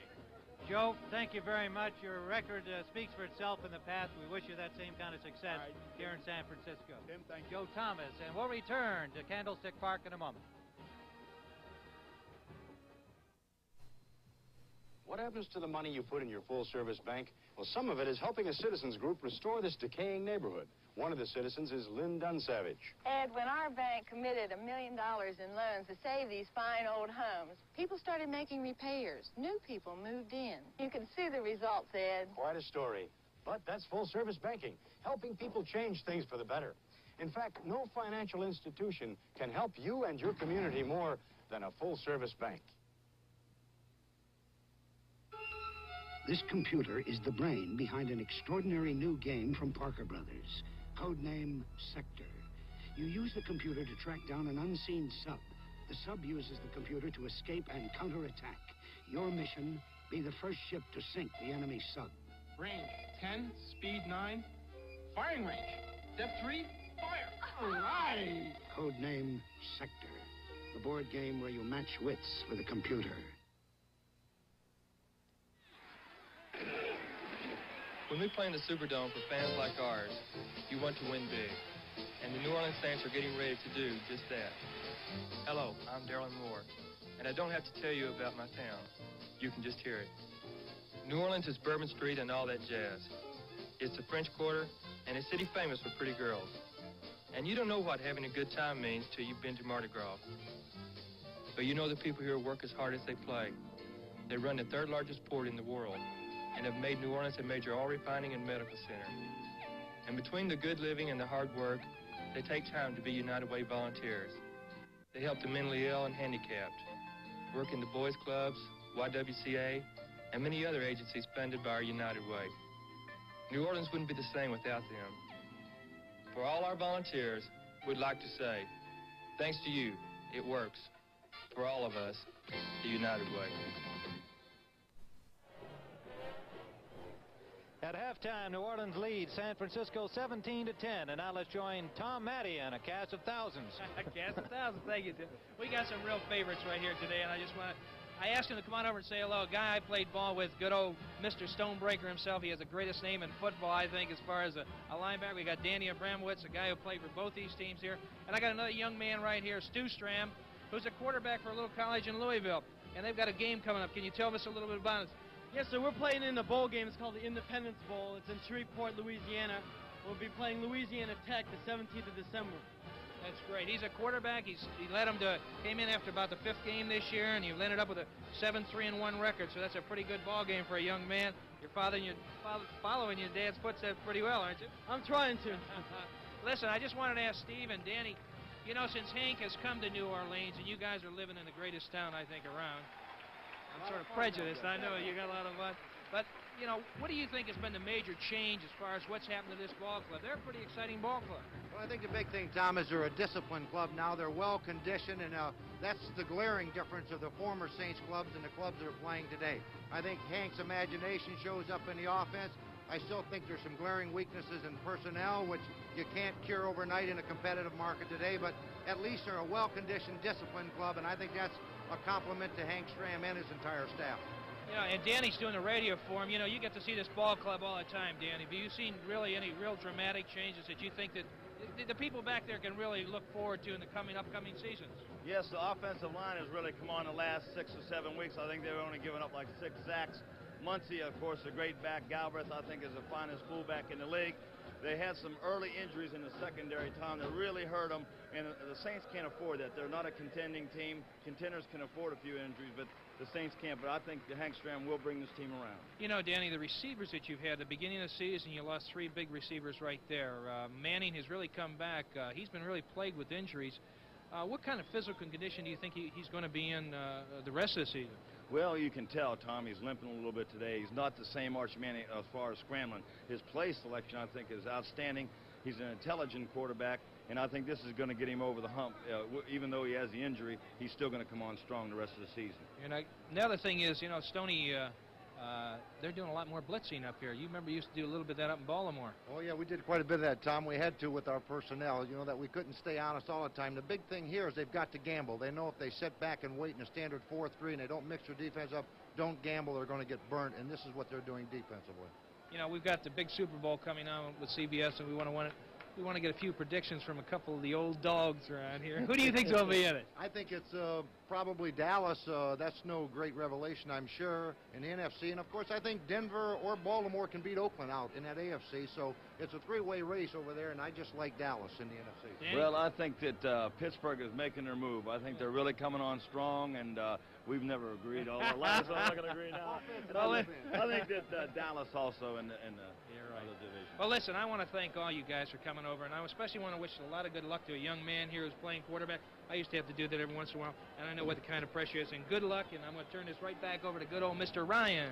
Thank you, Tom Matty. We're about to start the second half here with the Saints leading at 17-10. The Saints had 8 first downs in the first half to 6 by the 49ers. 100 yards net rushing for New Orleans, 166 for San Francisco. Net yards passing for the Saints, 28, 23 for the 49ers. And we're underway, and that ball went out of bounds at about the 1-yard line. I mean, that was close, so they'll have to kick it off again. And you know Paul Hofer, number 36, the deep man, was going to watch that ball all the way after what happened to him back in the first quarter. There he is. Hofer, a real good backup running back, does not see a lot of work offensively with that outstanding backfield the 49ers have, but he's a valuable guy nonetheless. And he had a couple of real good returns following that error he made in the first period. So the Saints 17-10 at the half. And there's a look at the stats that we've just been reading to you. And in the passing department, you can see that there hasn't been a great deal of action. 3 out of 5 for the 49ers, 2 out of 5 for Archie Manning of the Saints. And the Saints had one picked up by Mel Phillips of the 49ers secondary. They had the ball a fairly equal amount of time. Probably the difference in that 18 minutes to 11 minutes in favor of New Orleans came in their first series when they used up quite a lot of time. After that, the ball's been going back and forth pretty evenly. So the kickoff from the 30-yard line, Rich Zarro after the 5-yard penalty for kicking it out of bounds, and the breeze has come up enough to blow the ball off the tee. We had very little wind earlier in the game, but now we can see those ribbons on the goalpost starting to indicate that there's a little more wind. Zarro again kind of hooks it to the right side. It comes down at the 15. It's fumbled by Hofer. Hofer has to go back for it. Good hit on him at the 20, and he struggled at the 22. Rick Kingray, number 53, put the good knock on him, and so the 49ers will start at the 22. I think he might have had some sun in his eyes on that ball right there. He picks it up, comes back around the other way. Does make a good recovery on the ball right here, but he does get hits. He gets that old pinching wedge in there, they call it. So first down for the 49ers. They trail 17-10. The ball at the 22-yard line. Jim Plunkett at quarterback. Wilbur Jackson, Delvin Williams the running backs. The wide receivers Gene Washington and Kenny Harrison.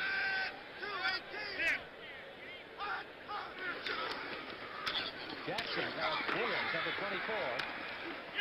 24. Not much room on the left side of that Saints defense. Joe Fetterspiel coming over from the middle linebacker position. Pat Hughes coming all the way over from the right side linebacker.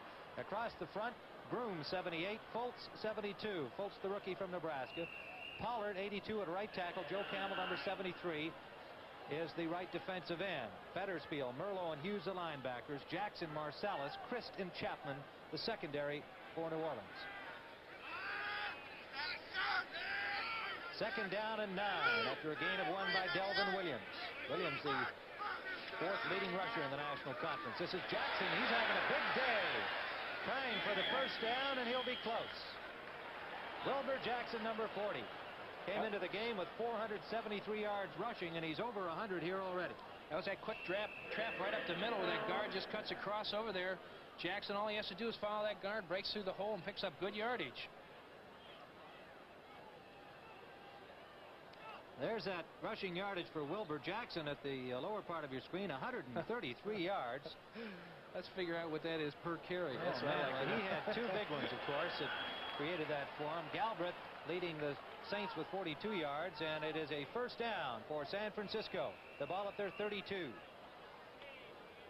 17-10. Tim Ryan and Tom Matte at Candlestick Park in San Francisco. The rookie Joe Campbell put the stop on the last play for New Orleans, but the 49ers got the first down. Play action. Plunkett up the middle. For Washington complete. Down on the play. First down at the 32 if it holds up. Marsalis on the coverage along with Ernie Jackson. Here's an end zone shot of it. The fake play right there. Plunkett sets up, just leads that ball off for Gene Washington, leading receiver on the 49ers team. We have a flag on the play, and I think it was just holding defensively. That's the preliminary signal. It's been declined by the 49ers. This play is a good one. Mr. Washington looks it in and gets wrapped after he catches it, but he has a big play and gives him that first down in deep in territory. Gene Washington's 19th reception of the season, and the 49ers early here in the 3rd. A 41-yard gain has them in New Orleans territory at the 34-yard line.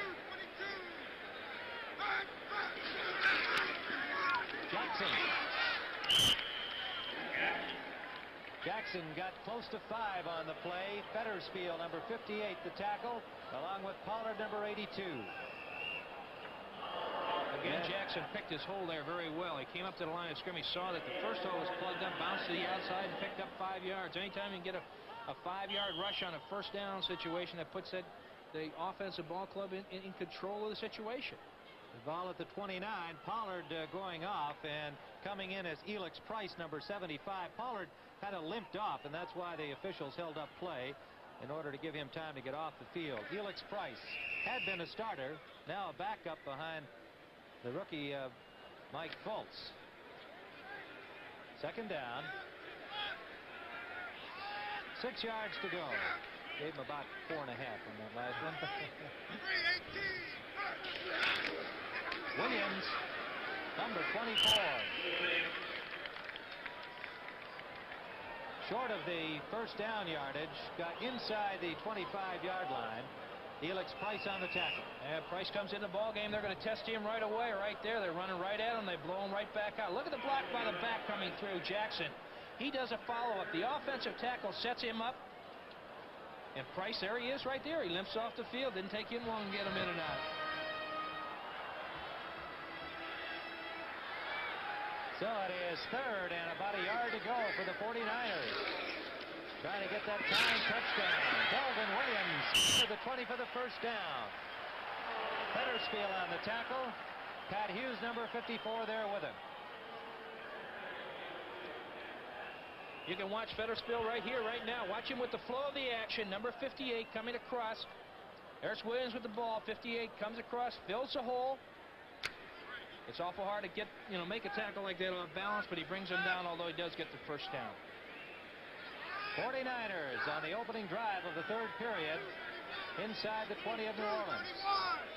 Saints lead at 17-10. Jackson behind left guard. The blocking of Steve Lawson, number 65, and the tackle 77, Gene Barrett.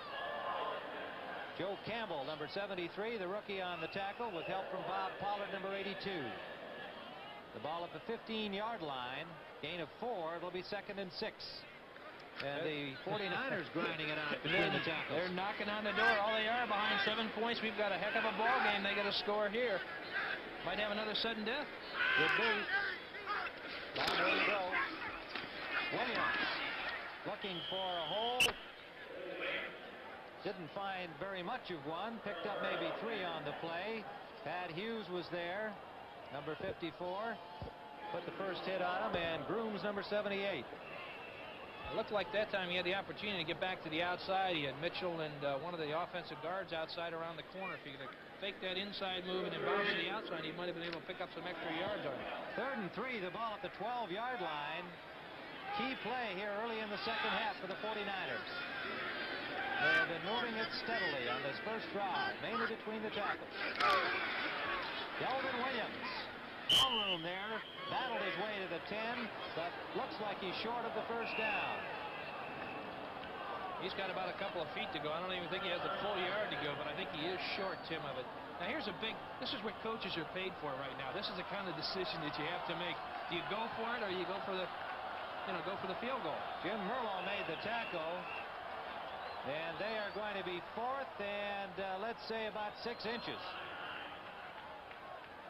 I think this is a gutty decision right here. I like that. Go for it. Well, now here's where New Orleans has to dig in the trenches right now and stop it. Plunkett stacked up, but I think he got it. Everything here will depend on where they mark the ball, but it looked like his motion had him easily in there for the first down. You want to talk about piles? Watch this one on the replay. You can just see people jumping all over each other.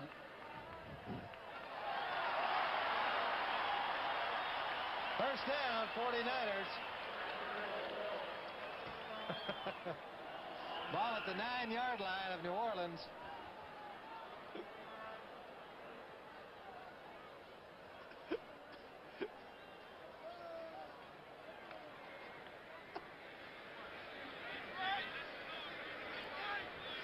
Washington and Harrison, the wide receivers,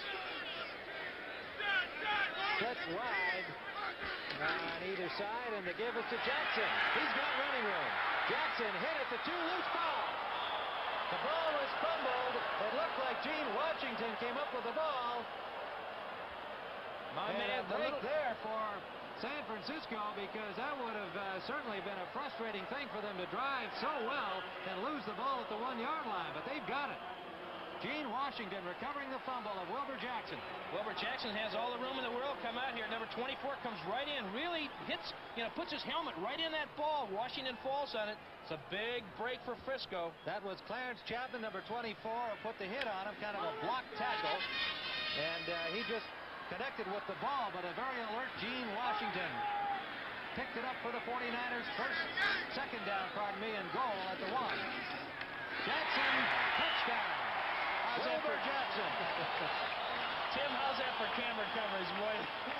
We knew where the play was going that time. This is perfect. It's just a delay, fake one way. Middle linebacker goes with the flow of the action. The backs are leaning towards the right, or to the left of your screen. Boom. There's Fettersville filling a hole right there. It's a perfect call. Touchdown. We got a ball game. Jackson's second touchdown of the afternoon for the 49ers makes it 17-16. Ray Wersching will attempt the point after. And that was good from Ray Wersching. We're tied at 17 all, and it was Steve Lawson, number 65, who opened that hole for Jackson, and that's how we stand.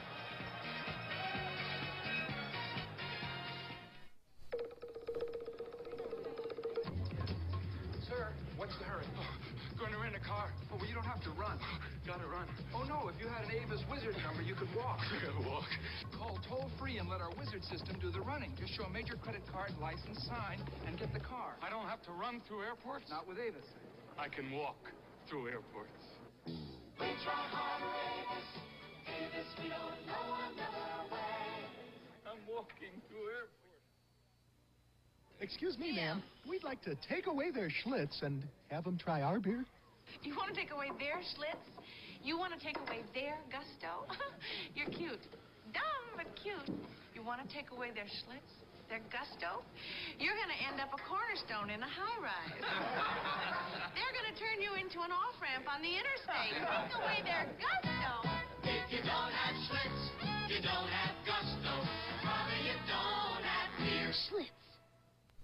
We are tied at 17 here at Candlestick Park. Ray Wersching will kick it off for the 49ers. Wilbur Jackson's second touchdown of the day, tying it for San Francisco. And as you can see, we have some wind now at Candlestick, which is not untypical. The deep men are Motti, 84, Chapman, 24, for the Saints, standing at about their 5-yard line, so they realize that there's a wind factor. Wersching gets a good kickoff nonetheless. Comes down at the 5-yard line. Rich Motti, number 84. Motti is stopped at the 25-yard line by Dave Williams, number 30, backup running back. And this reminder that next Saturday at 5 p.m. Eastern Time, 4 p.m. Pacific, the CBS Sports Spectacular featuring the International Record Makers Tournament of Weightlifting. And that will feature Vasily Alexiev. You remember that big guy from the Soviet Union during the Olympics. And from the United States, challenging him will be Bruce Wilhelm. Also, another edition of the World's Strongest Men. Don't miss it. They're going to carry refrigerators on their backs. I wouldn't miss that for the world. In motion is Herman. First down, Galbraith. Big hole over the 30 to the 33-yard line of New Orleans. That's almost the same play that San Francisco just scored on. It's a counteraction where the back takes that step to the right side or to the left side. The flow of the play goes one way and the back comes counter against the other way. We also have an injury down there in the field. That is Tony Leonard, number 42, and Bruce Elia, number 55. They were both hurt on the play. Linebacker's bigger, so nobody's paying any attention to him. They're helping the little guy, Tony Leonard, the cornerback. So as the trainers attend to Tony Leonard, we have this opportunity to remind you over Sal Carson's band that the final 2 rounds of the Mixed Team Golf Championship will be televised from Lago, Florida here on CBS, Saturday and Sunday, December 3rd and 4th. 3 p.m. Pacific on Saturday, 2 p.m. Pacific on Sunday. Teams comprised of 1 member from the PGA Men's Tour, 1 from the LPGA Tour. And you'll see some outstanding and colorful golfers. Chichi Rodriguez playing with Joanne Washam. Ben Crenshaw and Judy Rankin. Arnold Palmer and Sandra Palmer. Lanny Watkins and Laura Baugh. Tom Weiskopf and Jan Stevenson. Many more. It'll be an exciting show and something a little bit different from the golf world. That's the Mixed Team Championship, Saturday and Sunday, December 3rd and 4th here on CBS.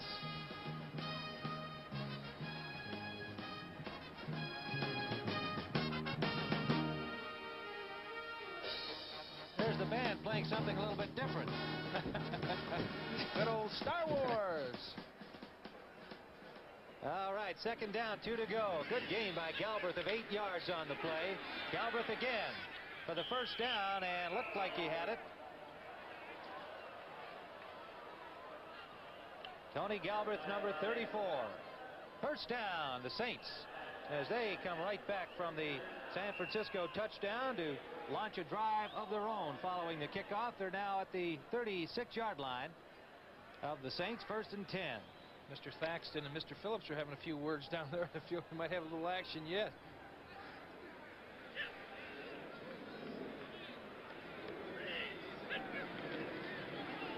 Mike Strawn, number 33, good hole, running hard out to the 44-yard line. Hit there by Elia, number 55, the middle linebacker for San Francisco. It'll be second and about 2. On that play, Tim, what happens is when a quick pitch out like that, he has the opportunity to take it all the way to the sideline or pick that hole wherever it's at. And when you do, that's when you pick up those legs. Boom, he lays it away. Elia still grimacing in some pain. He was hurt on the preceding play, number 55, but he was right back there to make that tackle. Galbraith, big hole off the left side into San Francisco territory. All 3 linebackers in on it, Harper, Elia, and Vanderbunt. But not before the first down picked up by the Saints to the 48 of San Francisco. You know, he's 6 foot, 220 pounds, and he can run like a deer, too, I'll tell you. Number 72, Cleveland Elam, the right defensive tackle. That's what you got to look at if you're Marv Montgomery or Terry Steve.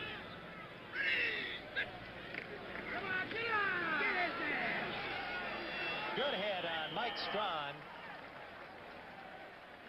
He had a little bit of room, and then all of a sudden thrown back, but they'll mark his forward progress 2 yards upfield. It'll be 2nd and 8.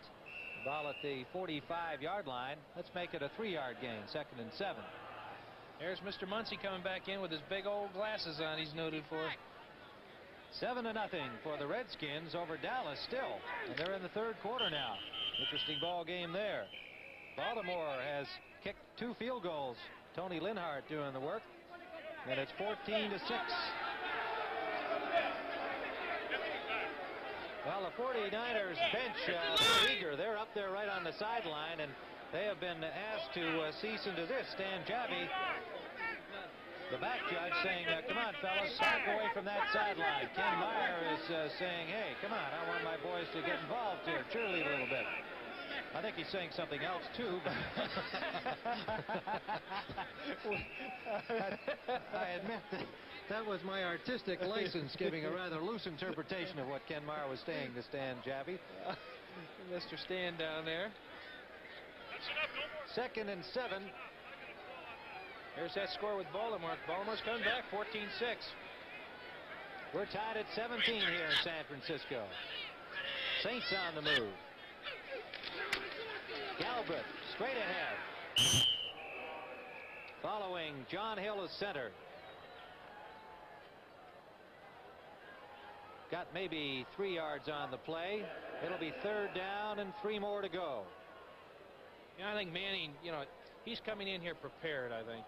They've got a good game plan. They've been sticking with it. It's been effective. They're not panicking right now, even though it's a tie ball game right now. They're hanging right in there.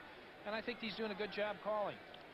Cedric Hardman, Willie Harper. Come on, guys. Come our way. We're ready for you. That's Hardman.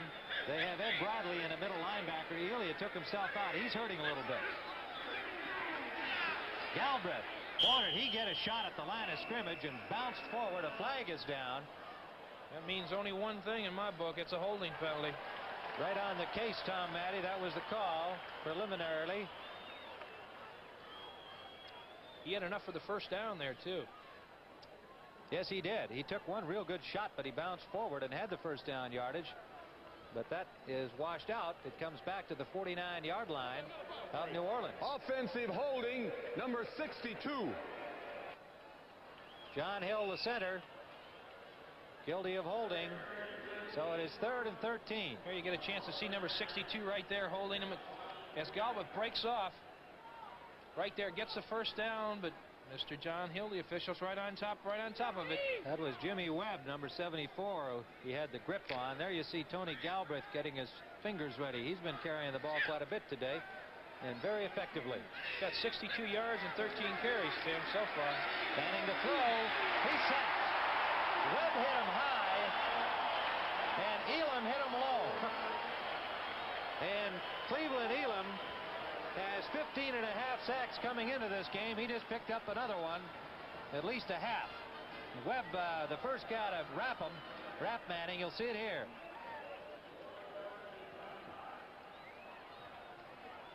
Hello, Archie. So the Saints will have to punt. From their own 22, it's Tom Blanchard, the conference's leading punter. Good kick. At the 20-yard line, fair catch is called by Stan Black, number 26.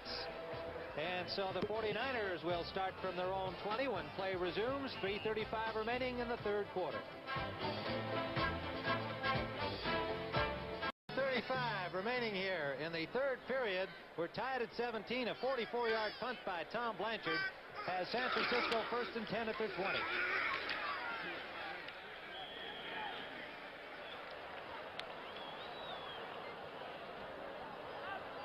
That was Jackson straight ahead to the 25-yard line. Jackson's having one heck of a day, I'll tell you that. Terrific. He's over 150 yards right now. Got 2 touchdowns. He had an 80-yard run that led to a field goal back in the first period. Then he went 34 yards for his first touchdown, scored another from 1 yard out. It's a big day for Wilbur Jackson. 2nd and 5 for the 49ers. Jackson, number 40. Williams, number 24. Delvin Williams. Picked up about 2, maybe 3. Let's see how they mark it. We're going to give him 3, and it's going to be about a yard short of the first down. 3rd and 1. And in come the heavyweights to join that offensive line. Obradovich, 89. Paul Seal, 85. Double tight ends in the 3rd and short situation here in 49ers territory at the 29-yard line.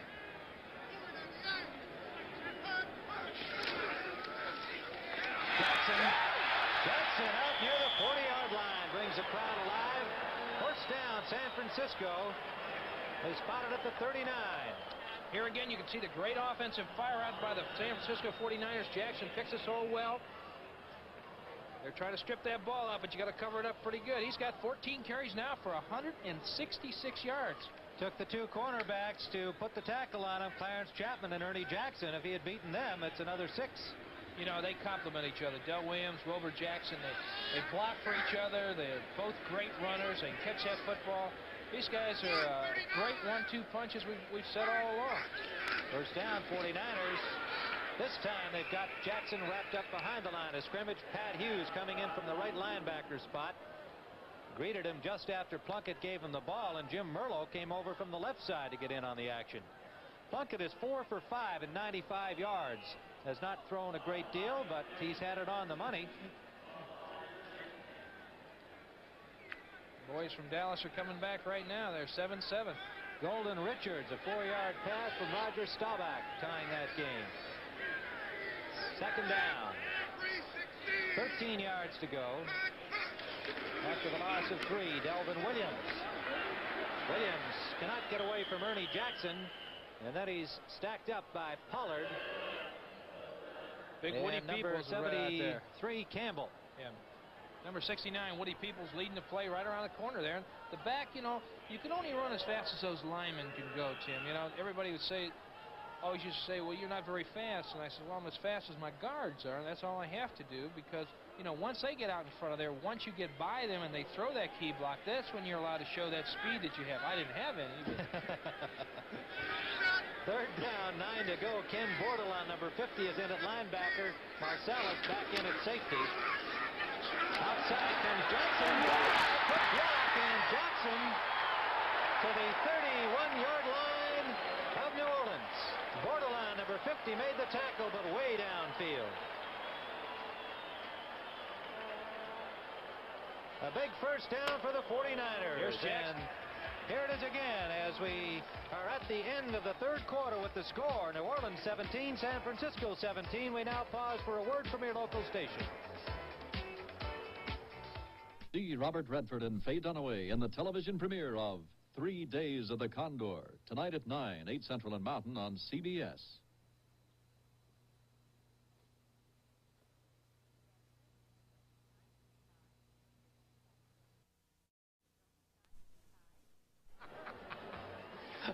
Oh, you guys are so bad.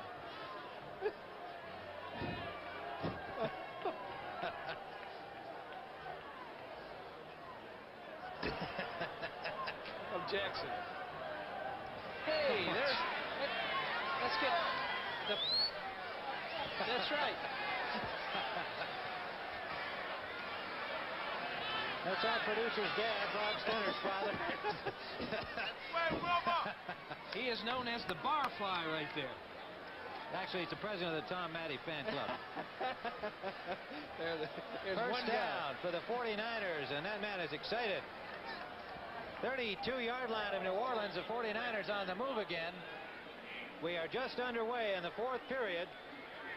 Bobby Farrell is in the backfield. Number 38, joining Delvin Williams. Plunkett to throw on first down. Deep, he's got him open. Oh, what a play by Jackson. That ball hung there enough, and Jackson knocked it away from Gene Washington. Gene Washington had him beat there too, Tim. He got behind him, broke the. Here he is right now. Watch a great defensive play right now. Just timed the ball perfectly on this jump and knocks it right out of the waiting arms of Gene Washington. That's frustration when you're a receiver. Wilbur Jackson, who has left the game at least momentarily, left it with 191 yards on just 16 carries. That's not a bad day's work. Not a bad day's work. And we'll see if he was...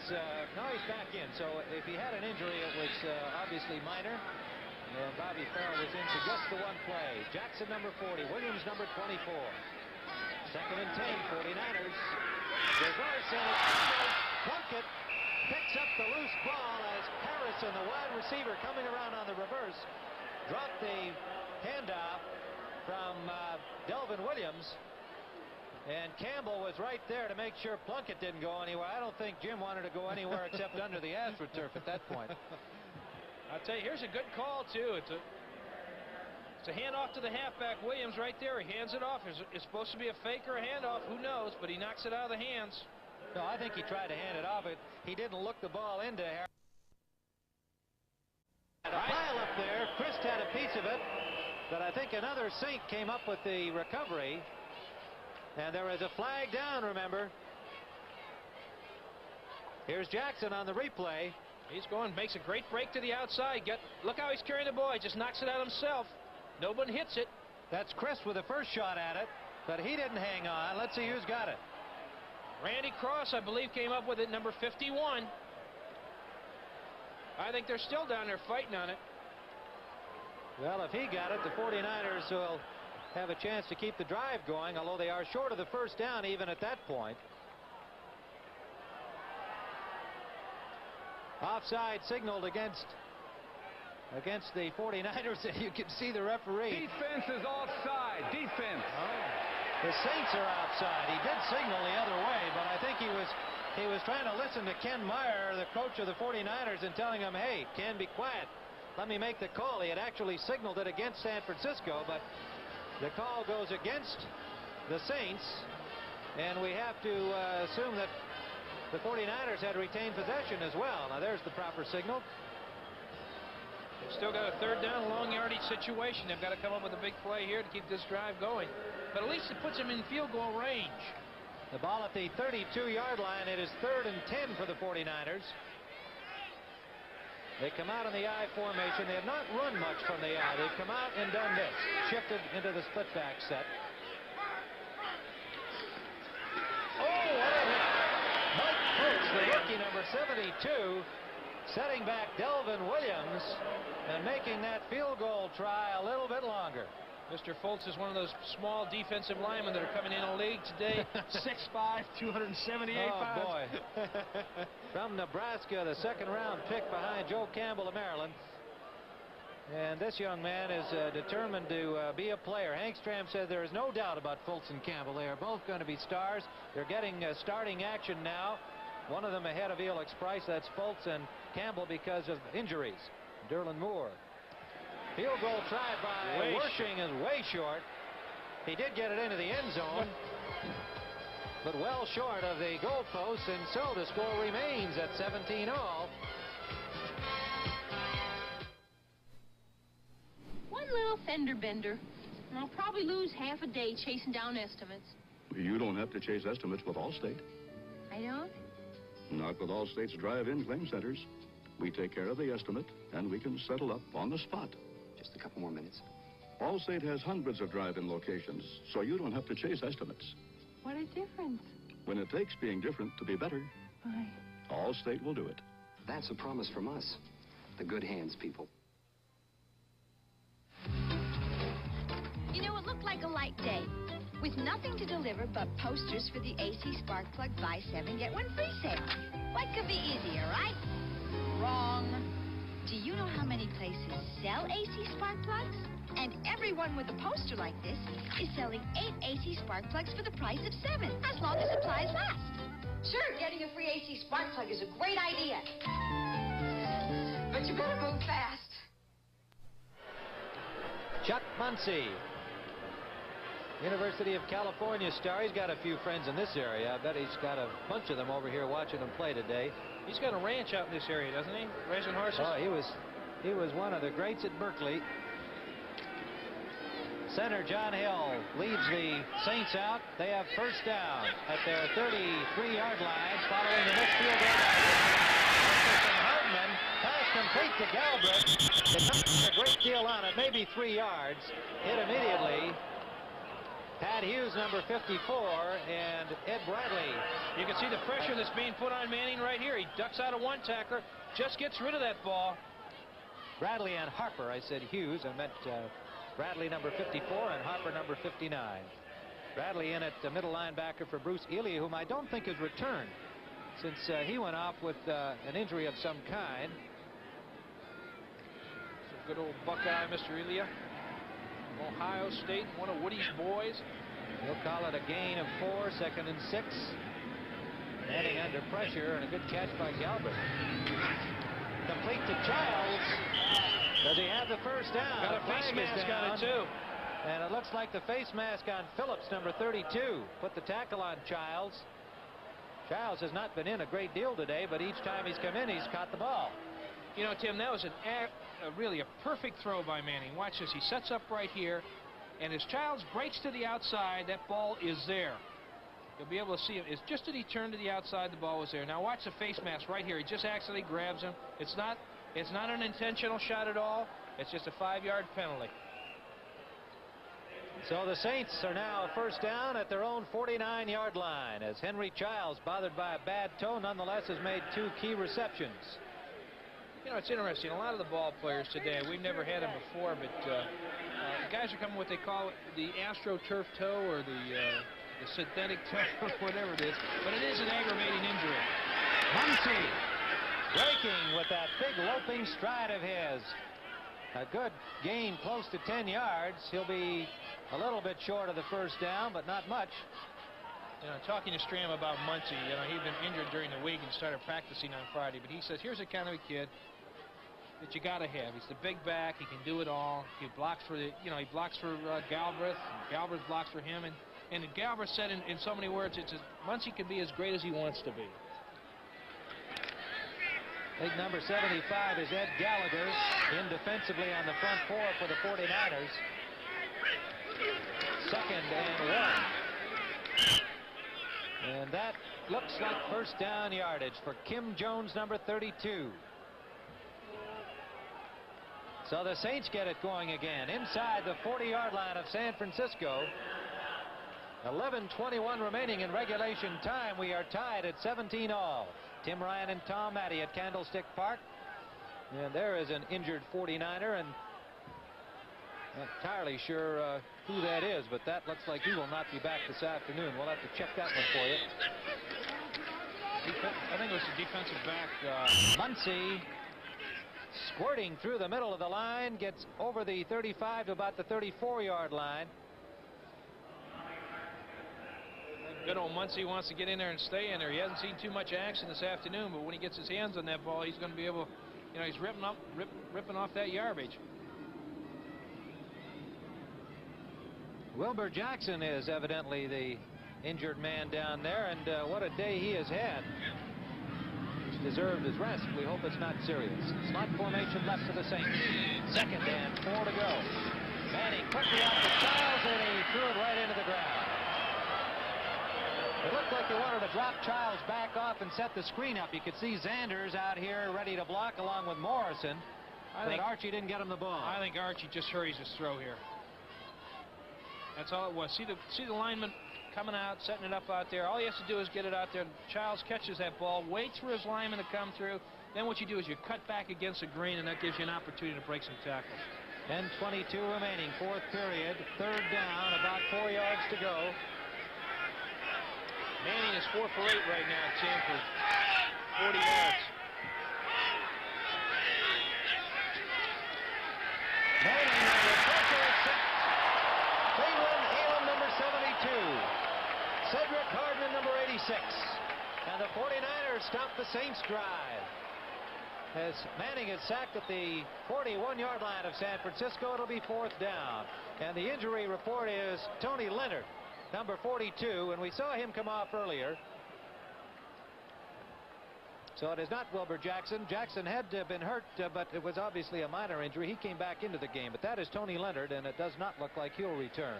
Tom Blanchard standing at his 44-yard line to hurry the punt as the snap was wide. It's taken at the 13-yard line by Stan Black, and he did not get very far.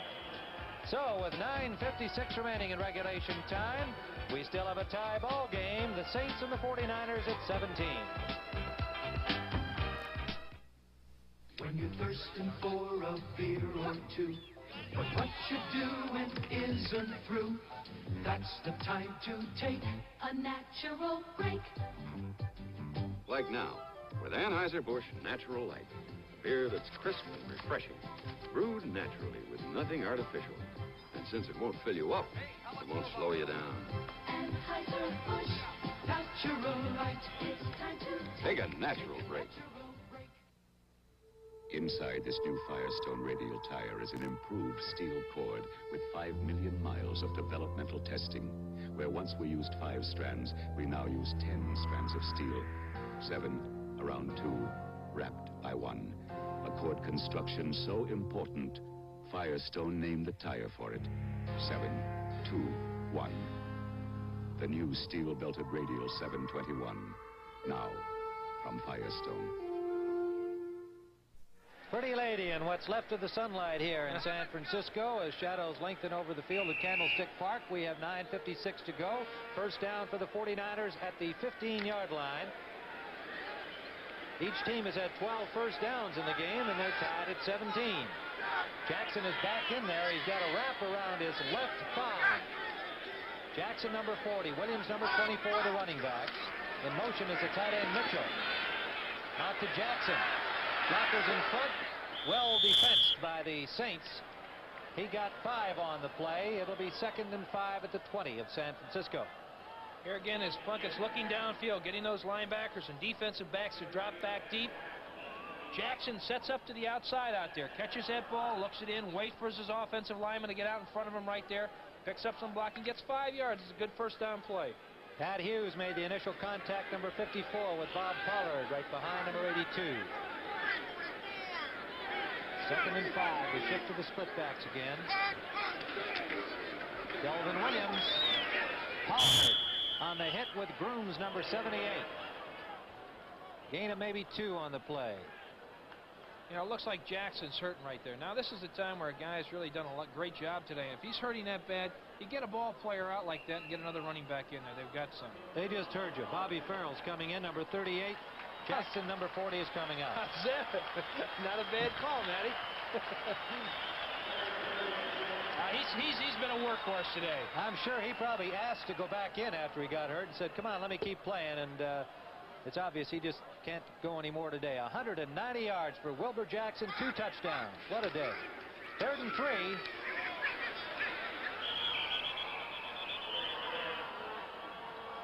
Loose ball, but after the whistle, a Saint had recovered it.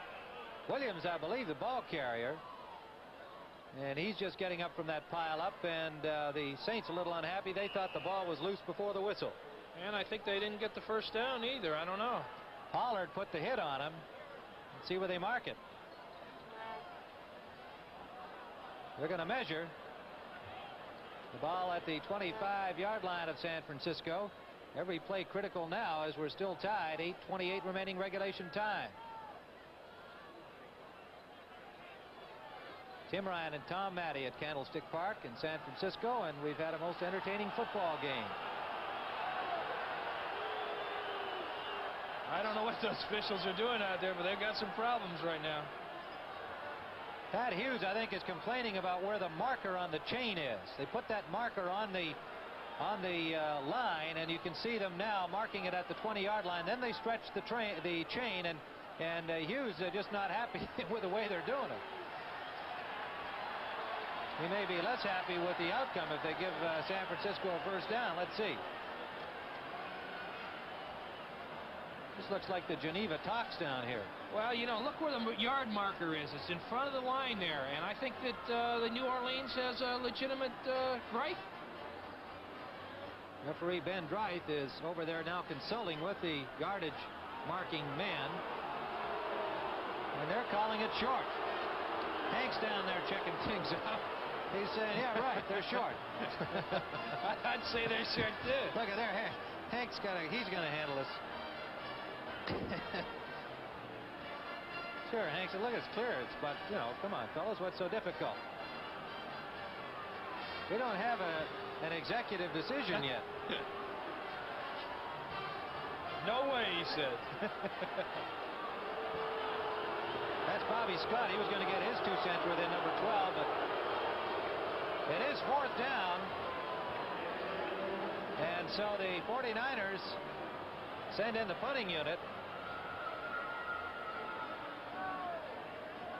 I'll tell you, Plunkett's a little bit upset about that. He's going to have to hurry off the field. So the 49ers unhappy. They'll have to punt. Whittam standing on the 10-yard line. Rich Motti, the lone deep man, standing at his 31. Good low kick into that wind. 49er bounce, fielded by Motti, and a block. That was a clip clearly. The return after the 45. The flag was down immediately. I don't know. That's another very close call. I don't think of that. My opinion was that was not a clip. He had his head in front of him. Saints don't think it was a clip. I thought it was a clip. Let's see. Right there. Well, he was. Got him. He had his head to the back of his shoulder. Look at that. All he had to do was get his head in front of it. The official's right on top of it. Wade Bosarge, number 25, was the man who threw the block on Paul Hofer, number 36, and clipping his call. So the ball goes back to the 15-yard line where it'll be first down. I'm going to do something only a Bob Lilly would do. And I'm going to use the new Black & Decker Best Line router. It's the best home use router we've ever made. It's going to trim the ends and make a nifty edge and dovetail this drawer. It's even going to write. There. Here, Coach. When America has a job to do, it reaches for Black & Decker. The new Black & Decker Best Line of power tools. I drive a Ford pickup because my daddy told me they're built tough. Right, Daddy? Right. And I bought a Ford pickup because my daddy told me they were built tough. Right, Daddy? Yep. And I drive a Ford pickup because my daddy told me they were built tough. Right, Daddy? That's right, yes. My daddy came to Texas in a covered wagon. I had to learn about Fords on my own. I'm a smart old bird, ain't I? Of all Ford trucks registered over the last 12 years, 93 out of 100 are still on the job. On January 2nd, CBS Sports presents the Cotton Bowl with the #1 ranked Texas Longhorns taking on the Fighting Irish of Notre Dame. That's the Cotton Bowl, January 2nd. We're tied at 17 here at Candlestick Park. 8:04 to play in regulation time. Archie Manning, number 8, brings out the Saints. First down at the 15 following the clipping call against New Orleans. All right. Listen to me now. I think you came off. Okay. Eddie Lewis, number 22, is in that secondary for San Francisco, replacing Tony Leonard, who was injured. You saw him on the bench a while ago. Muncy trying the left side, still trying. Gets out to the 19-yard line. Pickup of 4 on the play. Tommy Hart, number 53, came all the way over from his left defensive end position to put the stop on him. You know, Muncy's being 6'3" at about 220 pounds. You know, he could really run like a deer. He's got that great speed, that great outside speed, and also has that lateral movement. Muncy getting a breather. Mike Strawn comes in. Cedric Hardman giving you the serious look of a defensive lineman. One of the great pass rushers. 9.5 sacks already this season. Mike Strawn, number 33, stacked up by Skip Vanderbunt, number 52. Right at the 20-yard line. Not much of a gain on that play. It'll be third down. And let's say 4.5 for the Saints. You know, there's a situation where on a third and, 5-6 yards, this is where Manning goes to his backs coming out of the backfield. He has an opportunity to put an isolation on a back on a linebacker where he could either come inside or outside. And it's probably, in my opinion, still the greatest play in football right now. Muncy is back in, so we'll look for that pass here, Tom. Both Muncy and Galbraith can catch the ball real well, but they're going to let Muncy run it. Muncy battles and bowls his way over the 25-yard line. He's got first down yardage. That's a good call. Look at that. They're staying with that game plan. They're running it. Cleveland Elam, number 72, the first man to hit him along with Vanderbunt, number 52. Here it is again. Watch Muncy come across. Follows the big guard right there leading through. Cuts back up right to the inside. Puts his head down and boom it. That's a big man to bring down. 6'3", 220 pounds. Ralph McGill, number 49, in there on the tackle as well from his safety position. Interesting ball game going here, 23-21. Jim Zorn has 3 touchdown passes for Seattle. Box formation right, Muncy. Good coverage by the 49ers. The left side of that defensive line. Linebacker Vanderbunt came up to help out number 75, Ed Gallagher. Vanderbunt closed that off real quick. He couldn't get to the outside. He had to go to the inside. He came across the line of scrimmage, set himself up right, knocked that back right down, and filled up the hole. We're told that Wilbur Jackson is just 4 yards short of the all-time 49er rushing record for one game. Del Williams said it last year with 194 against St. Louis, but it does not look like Jackson's going to get back into the game. Maybe somebody will point that out to him, to the 49ers, and he might give it another shot. Good defensive effort by number 72, Cleveland Elam. Comes all the way from the backside and makes the tackle on him.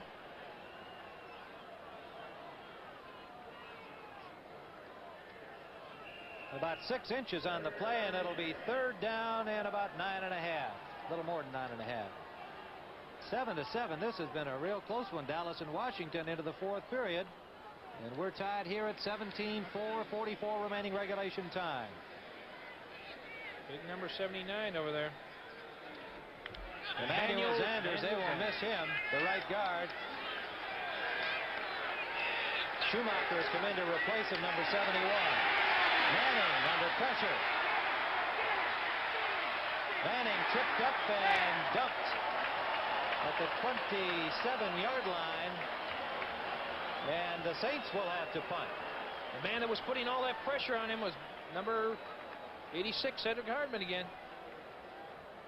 All over the field, a big man moving around, I'll tell you. So the 49ers hold, and Tom Blanchard comes in to punt.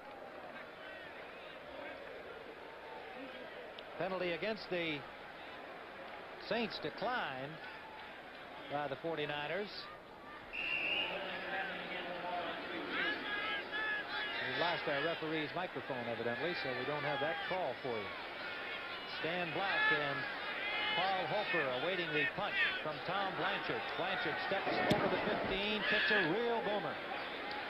Driving Black back inside the 25, gets a good block.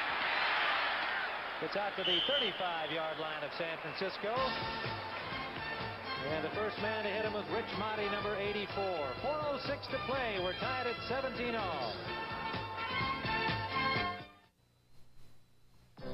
This realistic 40-channel CB radio is on sale right now at your nearby Radio Shack for the unbelievable low price of $49.95. That's 50% off our catalog price. And our realistic Model 466 is ready to use on all 40 CB channels. For under $50, get the convenience and security of two-way CB communication today.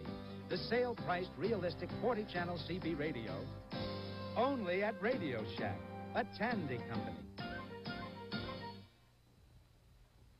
You get to be the superstar in renting car when you've got the kind of people who can get things ready, even before you get there. Hertz has more of them than anyone. People who know how to get their job done fast, and who can put out that extra effort when things get busy. Go, Hertz, go! People who know the most important thing is getting each customer away fast into a reliable Ford or other fine car. Come to Hertz. The superstar in rent-a-car. You know it. Well, it's cooled off a little bit here in Candlestick, as you can see.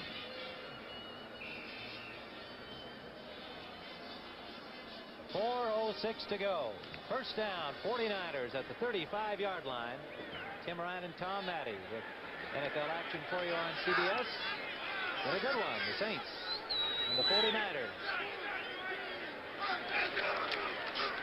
Bobby Farrell. On Farrell at the 40-yard line.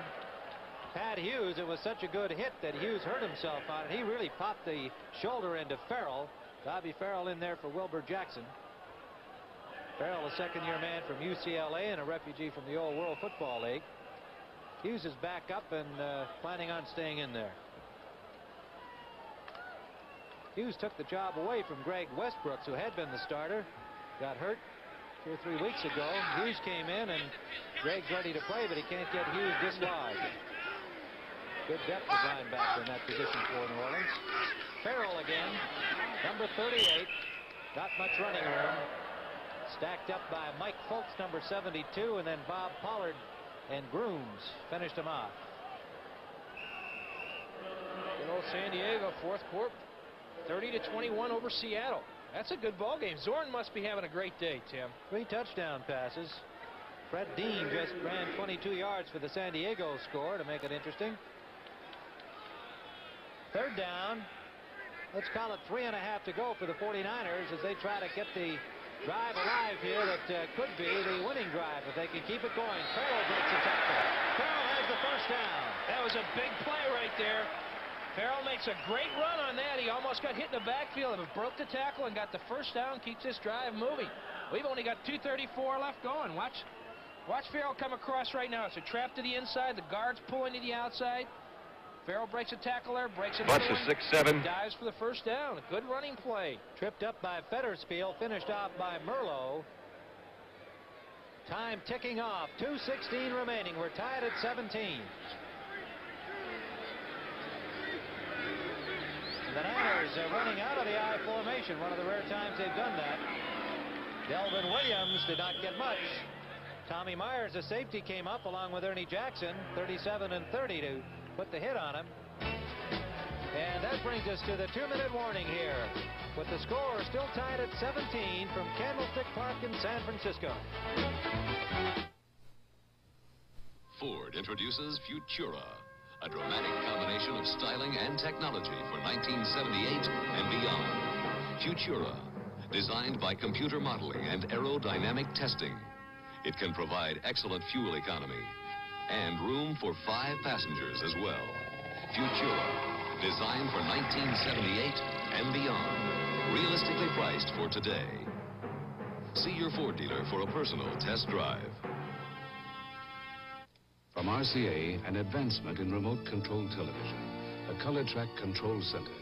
In an eighth of a second, it switches from one channel to any other, directly, without clicking through the channels in between. It shows time and channel with each change. It controls volume, color, and tint. It puts so much control in your hands, the knobs have been taken off the set. The ColorTrack Control Center.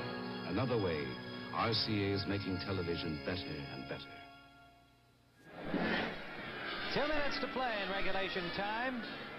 49ers have the ball. They have it 2nd and 8. And Ray Wersching and contemplating the possibilities that he could be the hero again. He beat these guys in overtime. That's right. 10-7. 2 weeks ago.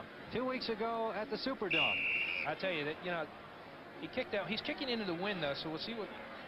With the wind, rather. Well, he kicked into the air conditioning in the Superdome, so maybe he's good at that. We'll see if he gets the opportunity. The Saints obviously don't even want him to have a shot at it. Slot formation left. Puckett has gone all the way at quarterback. Delvin Williams cutting back and is stopped at the line of scrimmage. There was nowhere to go. Grooms was there. Number 78. Chuck Christ came up. Jim Merlo was there, and Tommy Myers. So the two safeties got right into the middle of that one, Myers and Christ. 3rd and 7, and if the 49ers want to get that field goal shot from Wersching, they've got to make first down here. They got to come up with that big play right here. Watch those backs coming out of the backfield. Borderline likes to use them also. Ken Borderline is in at linebacker. Marsalis is in the secondary for New Orleans. Delvin Williams. Oh, where they mark it here is going to be the whole story. Delvin Williams had a good hole behind the right side of his line. Peoples and Fonhorst, and center Randy Cross. And it looks like they're a little bit short, but again, you know, these are good calls that these guys are coming up with. They're going to measure. Grooms made the stop on it, Tom. This is the measurement of the game. 1:13 on the clock. Hank Stram would like to help with this one. Now here's another coaching decision. What is Meyer going to do? They're short. Right. They're short by about 4 or 5 inches. They're going to go for it. In comes Obradovic. In comes number 65. Lawson. Harrison comes out. Obradovic at tight end.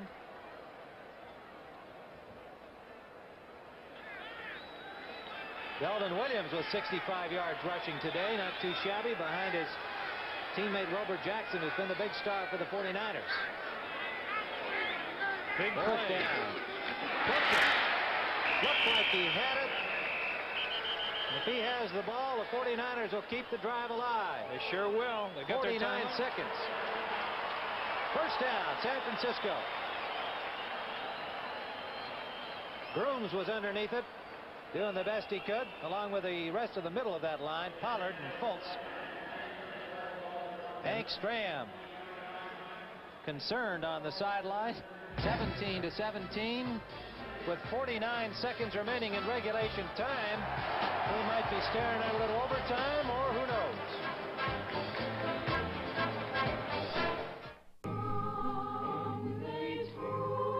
Just listen to that.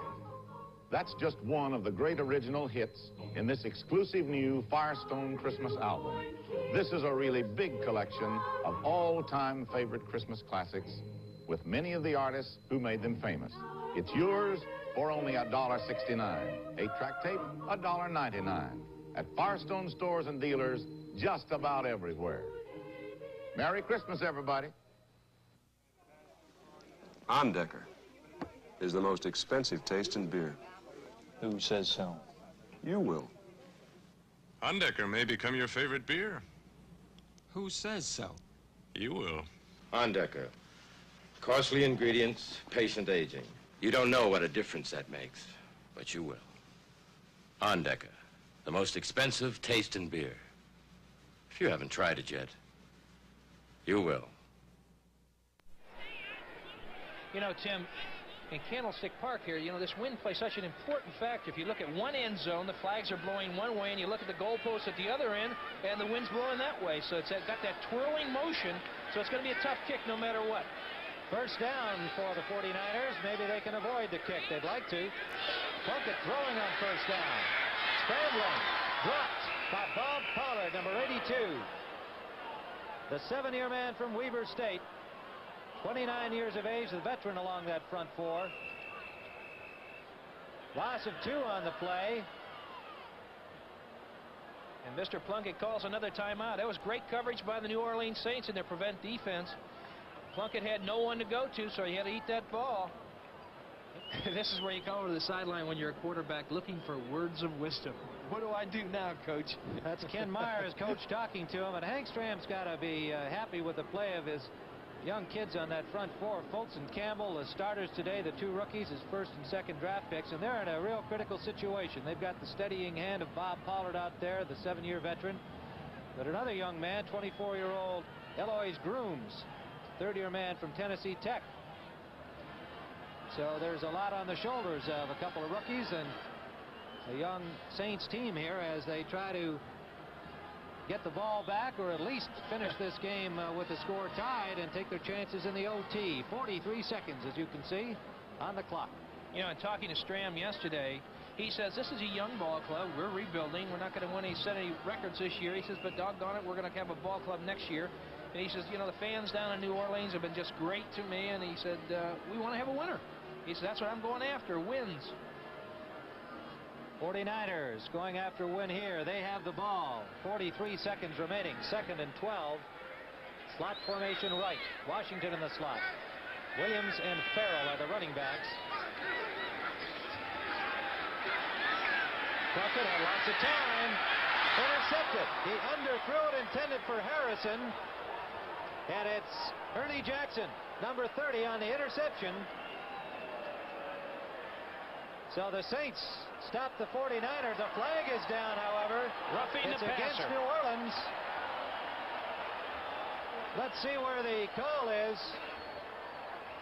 There's a flag down in the San Francisco backfield. Right, it looks like roughing the passer, Tim. What a break for San Francisco. That's an automatic first down. The ball is spotted at the 29-yard line. Here comes Ben Dry. Roughing the quarterback, 72. 72, Mike Fultz, the rookie from Nebraska. Roughing the quarterback, a tough break for the rookie and for the Saints, and the 49ers get a good break. An interception that turns into first down at the 29.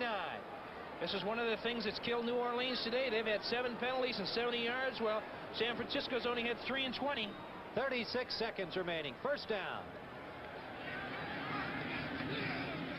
Delvin Williams. Bob Pollard from behind, number 82, and Chuck Crisp, number 44, came up from the safety position, diving underneath Williams, and he picked up 4 yards on the play. 2nd and 6. Clock ticking off. 16 seconds remaining. He's going to wait till that last second to call a timeout, going for the field goal. We're down to 5. There he is. 5 seconds on the clock. This could be a real heartbreaker for Hank Stram again, doggone. You know, this New Orleans is a young ball club that played their hearts out today. And this is going to be a tough field goal. Don't anybody kid you. This wind in Candlestick Park is whirling around. You know what it's doing out there. Although they have a little advantage, they practice here a little bit, so they know what's happening. But it's a tough wind to play into. Chuck Crisp over there on the sidelines, along with some other defenders, to discuss how to rush this field goal attempt. The ball is at the 25-yard line, and he'll be kicking it from 9 or 10 yards back of that. There you get a chance to see what it looks like as a field goal kicker, looking right into the uprights. You can see how tall those uprights are. Someday I'll get into a story why those things are 10 feet higher than they were before. Last week, the Saints came from behind to beat Atlanta 21-20 in a thriller. They lost 10-7 to these Saints in a similar situation 2 weeks ago. It's spotted at the 32. And it's good. Ray Wersching, a 42-yard field goal as time runs out. And Ray Wersching has beaten the New Orleans Saints as he did 2 weeks ago in overtime, this time as regulation time runs out. And the New Orleans Saints are sick, and they rightfully deserve to be. They played a great ball game. It's a young ball club, and damn it, they've got a lot of places to go. That's all right, Tom. Nobody will notice.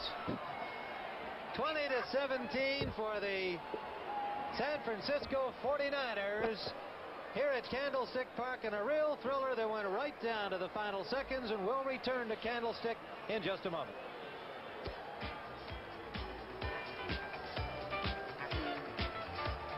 We got a great one.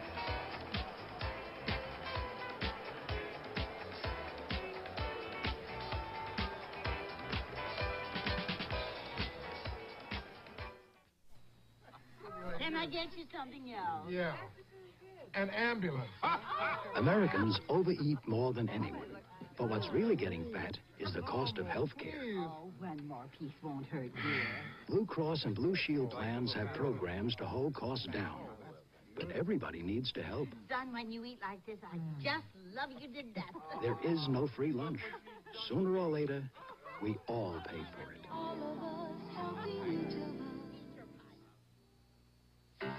This drop is too little to cover the head of a match. Yet this is enough adhesive, super strong, super fast to lift 2.5 tons. It's Duro Super Glue.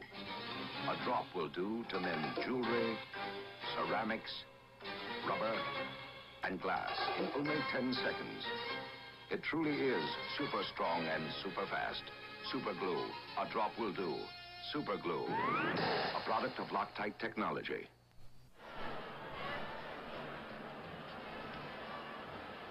Here's the game-winning field goal by Ray Wersching of the San Francisco 49ers. As time ran out, it gave the 49ers a 20-17 victory. They had not led throughout the game, but they came up with the 3 points that won it, defeating the Saints 20-17 here at Candlestick Park in San Francisco.